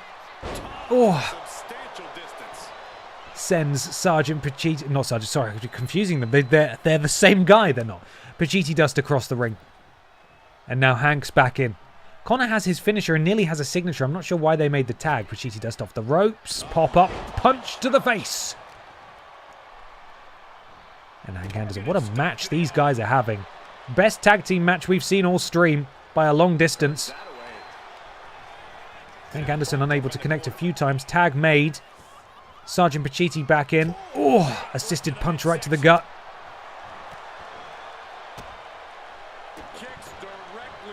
Sergeant Pacitti continues to kick. And now Hank back in the wrong part of town. Another tag made. And Hank Anderson just eating a lot of tag team offense here. And Hank's in real trouble as Pacitti Dust slowly claws his way towards a signature. Nearly there now. You can see that blue bar practically filled. Double axe handle again to Hank Anderson. Then a full mountain, raining those blows down from on high.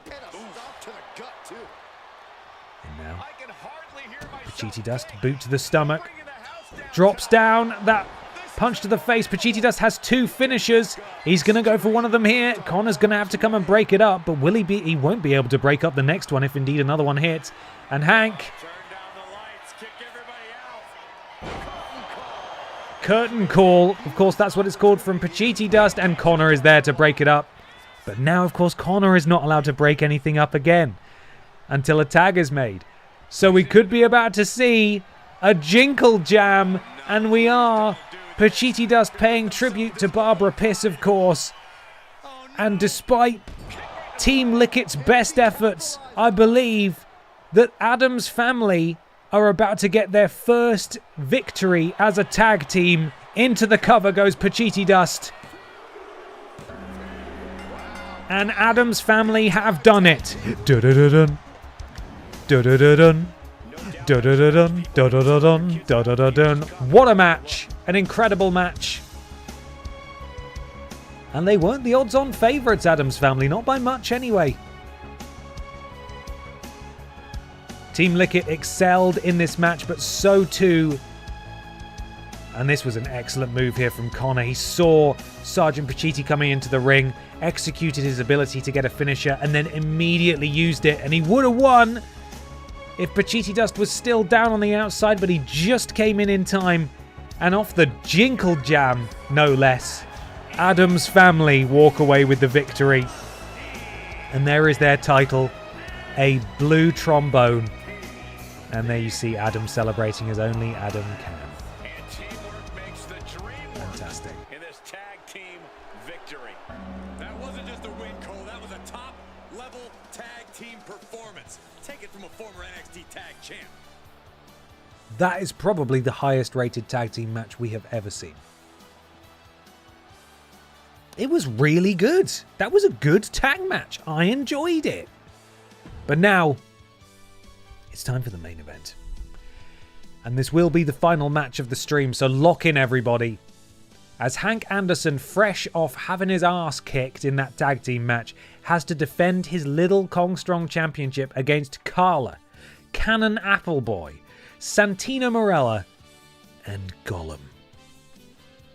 Predictions will be with you just a moment. Get ready, everyone. Buckle up.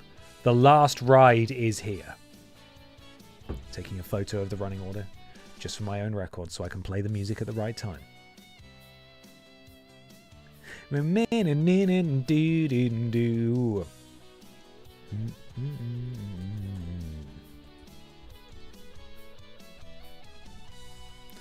Da-da-da-da.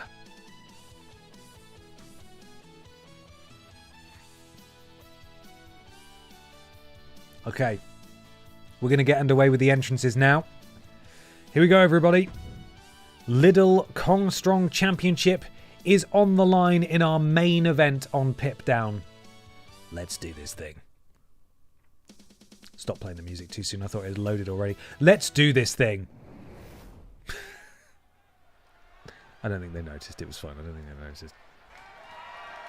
The following is a fatal five-way tables match and is for the Lucha Libre Stampede Total Championship. Not quite right, but it's close enough. We'll take it. Predictions are now live. Last chance of the night to predict the outcomes. She is ready.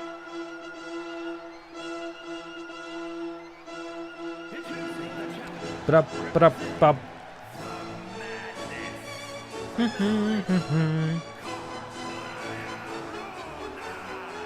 Carla representing Santino Marella here. Oh, I don't think that's right. Walked straight through a table. Is she going to do it again? Can't tell. The table's gone. She walked straight through a table. That's not going to bode well. That's not going to bode well for anyone trying to put her through a table tonight. I'll say that much. If she can phase straight through tables, it's kind of over for everyone else. Regardless, though, here comes a flippy little freak. Came out at number 1 in the Rumble. Didn't do too great. But he's bounced back. He's a great little lad. And you're about to watch him fly. Watch this shit. Wow! Lunatic. Chab's here. And he's ready to rock and roll. He wants that Little Kong Strong Championship. And he's going to bloody do his best to get it, I'll tell you that much. But here's where it gets interesting. as it's not just Carla out tonight representing Santino Marella lol. It's also Santino Marella. How will these two get along? It would be horrible to see if one of these threw the other through a table. But we got to see. We've got to see. Can Santino also phase through a table? Because if that's right, then Santino Marella lol are going to be unstoppable in this match. He can. He's gone right through it. That's unbelievable. He's gone right through it. He's gone right bloody through it. I want Chab to win so he gets to defend the title next week on the front page of Twitch. It's going to happen. Santino's here.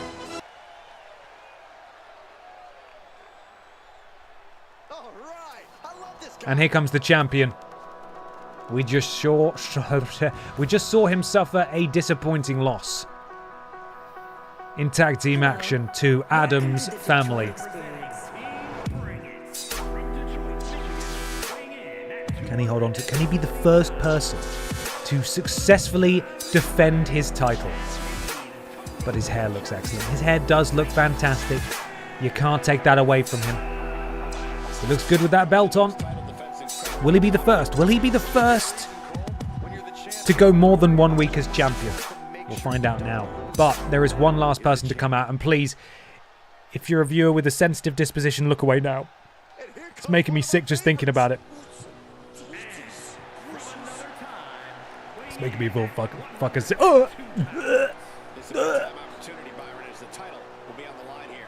Look at that horrid, wretched beast. Nothing to him. He's awful. Said we didn't get no Charlie Guillermo this evening, but still. Ushaba.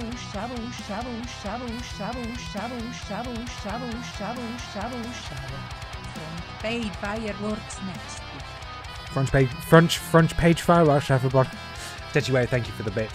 Here he is, slapping his way down to the ring. Look at it. Look at it. It's awful. Don't want this little monster to win the title, that's for sure. Terrible.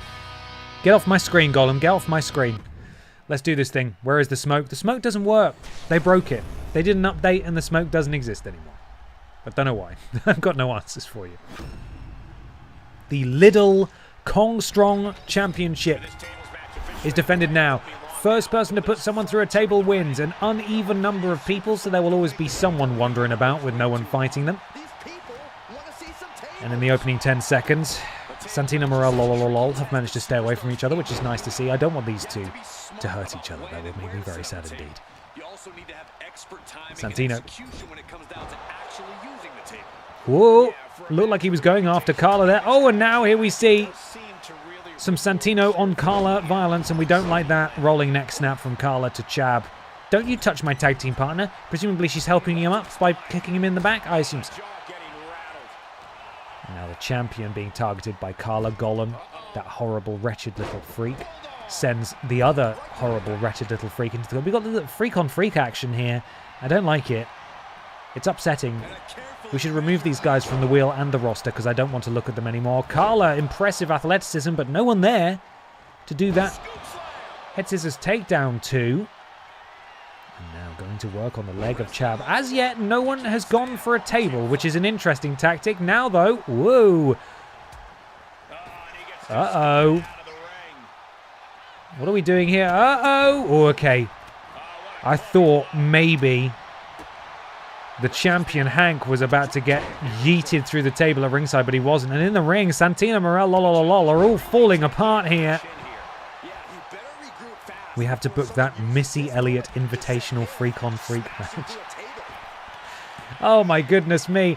Carla now plants her tag team partner in the center of the ring. As on the outside, we've got the freaks going at it and the champion wandering around, maybe looking for a table. The only tables in action at the moment are at ringside. No, he's got a cane. Oh, and Chab cracked across the forehead there. And Gollum gets one as well. It appears that the champion, Hank Anderson, feels the same way I do about these wretched little monsters. He doesn't want to see them. He doesn't want anything to do with them. Get them out of here. Carla hops over the top rope. And now, maybe Carla retrieving the table. Finally, I tell you what, there'd be a tough night in the Santino Marella locker room if one of them puts the other through a table. And now, a lot of people getting very close to a table out there, and I'm a bit worried about it. I think a freak might put a freak through it. And that would be very unfortunate indeed, as Santino Marella. Ooh. Every time they lift someone up, I get very nervous that someone's going to go through it accidentally. Santino sent into the stairs. The champion now. Counter from Gollum, who is, lest we forget, a wretched monster. We don't like to look at it. Oh, Hank sent ribs first. I don't think you can throw someone through a table from the side. But if it's an accident, it could happen. As Hank now counters, Chab back in the ring. Carla and Santino renew hostilities on the outside. Impressive bulldog there from Carla to Santino. Gollum kicked in the stomach by Hank Anderson, who has Gollum in a powerbomb position. Could we be able to see it here? Could we get a retention? For the first time ever, we have a retention of the Little Kong Strong Championship, and it is Hank Anderson who is the man for the job. Perhaps encouraged by his devastating loss in the match just a moment ago, Hank Anderson makes history as the first man or woman or car or inanimate object or other to retain the Little Kong Strong Championship, and I am personally thrilled that it is Gollum, the wretched, despicable, horrid to look at beast, who is the one that is put through the table. Repeated licks on that belt. Back-to-back victories here for Hank Anderson. Good, say the critics, and nothing more. Good is fine. We'll take good. Incredible. Bad but also good night for Team Lickit? Maybe? Question mark? I'm not entirely sure. Should we see what awaits us next week on BENXT? Of course, one of these matches will be subbed for an Aldi Red Thunder Championship Battle Royal match. But let's see what we got. Let's see what we got.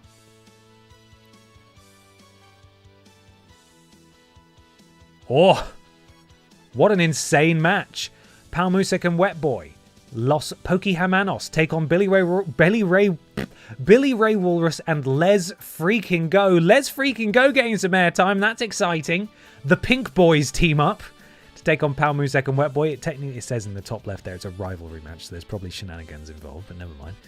Pamela Anderson goes one-on-one with Hannah Montana, one of the finalists from the Women's Royal Rumble, Hannah Montana.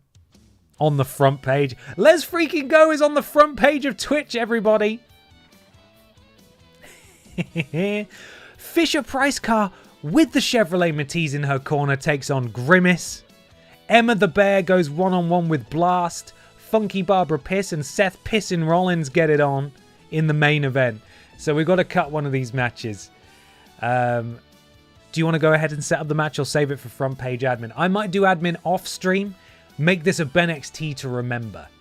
Make it all gimmick matches. No, I'll come up with something. We'll work something out. I might do it off stream though. But don't cut any.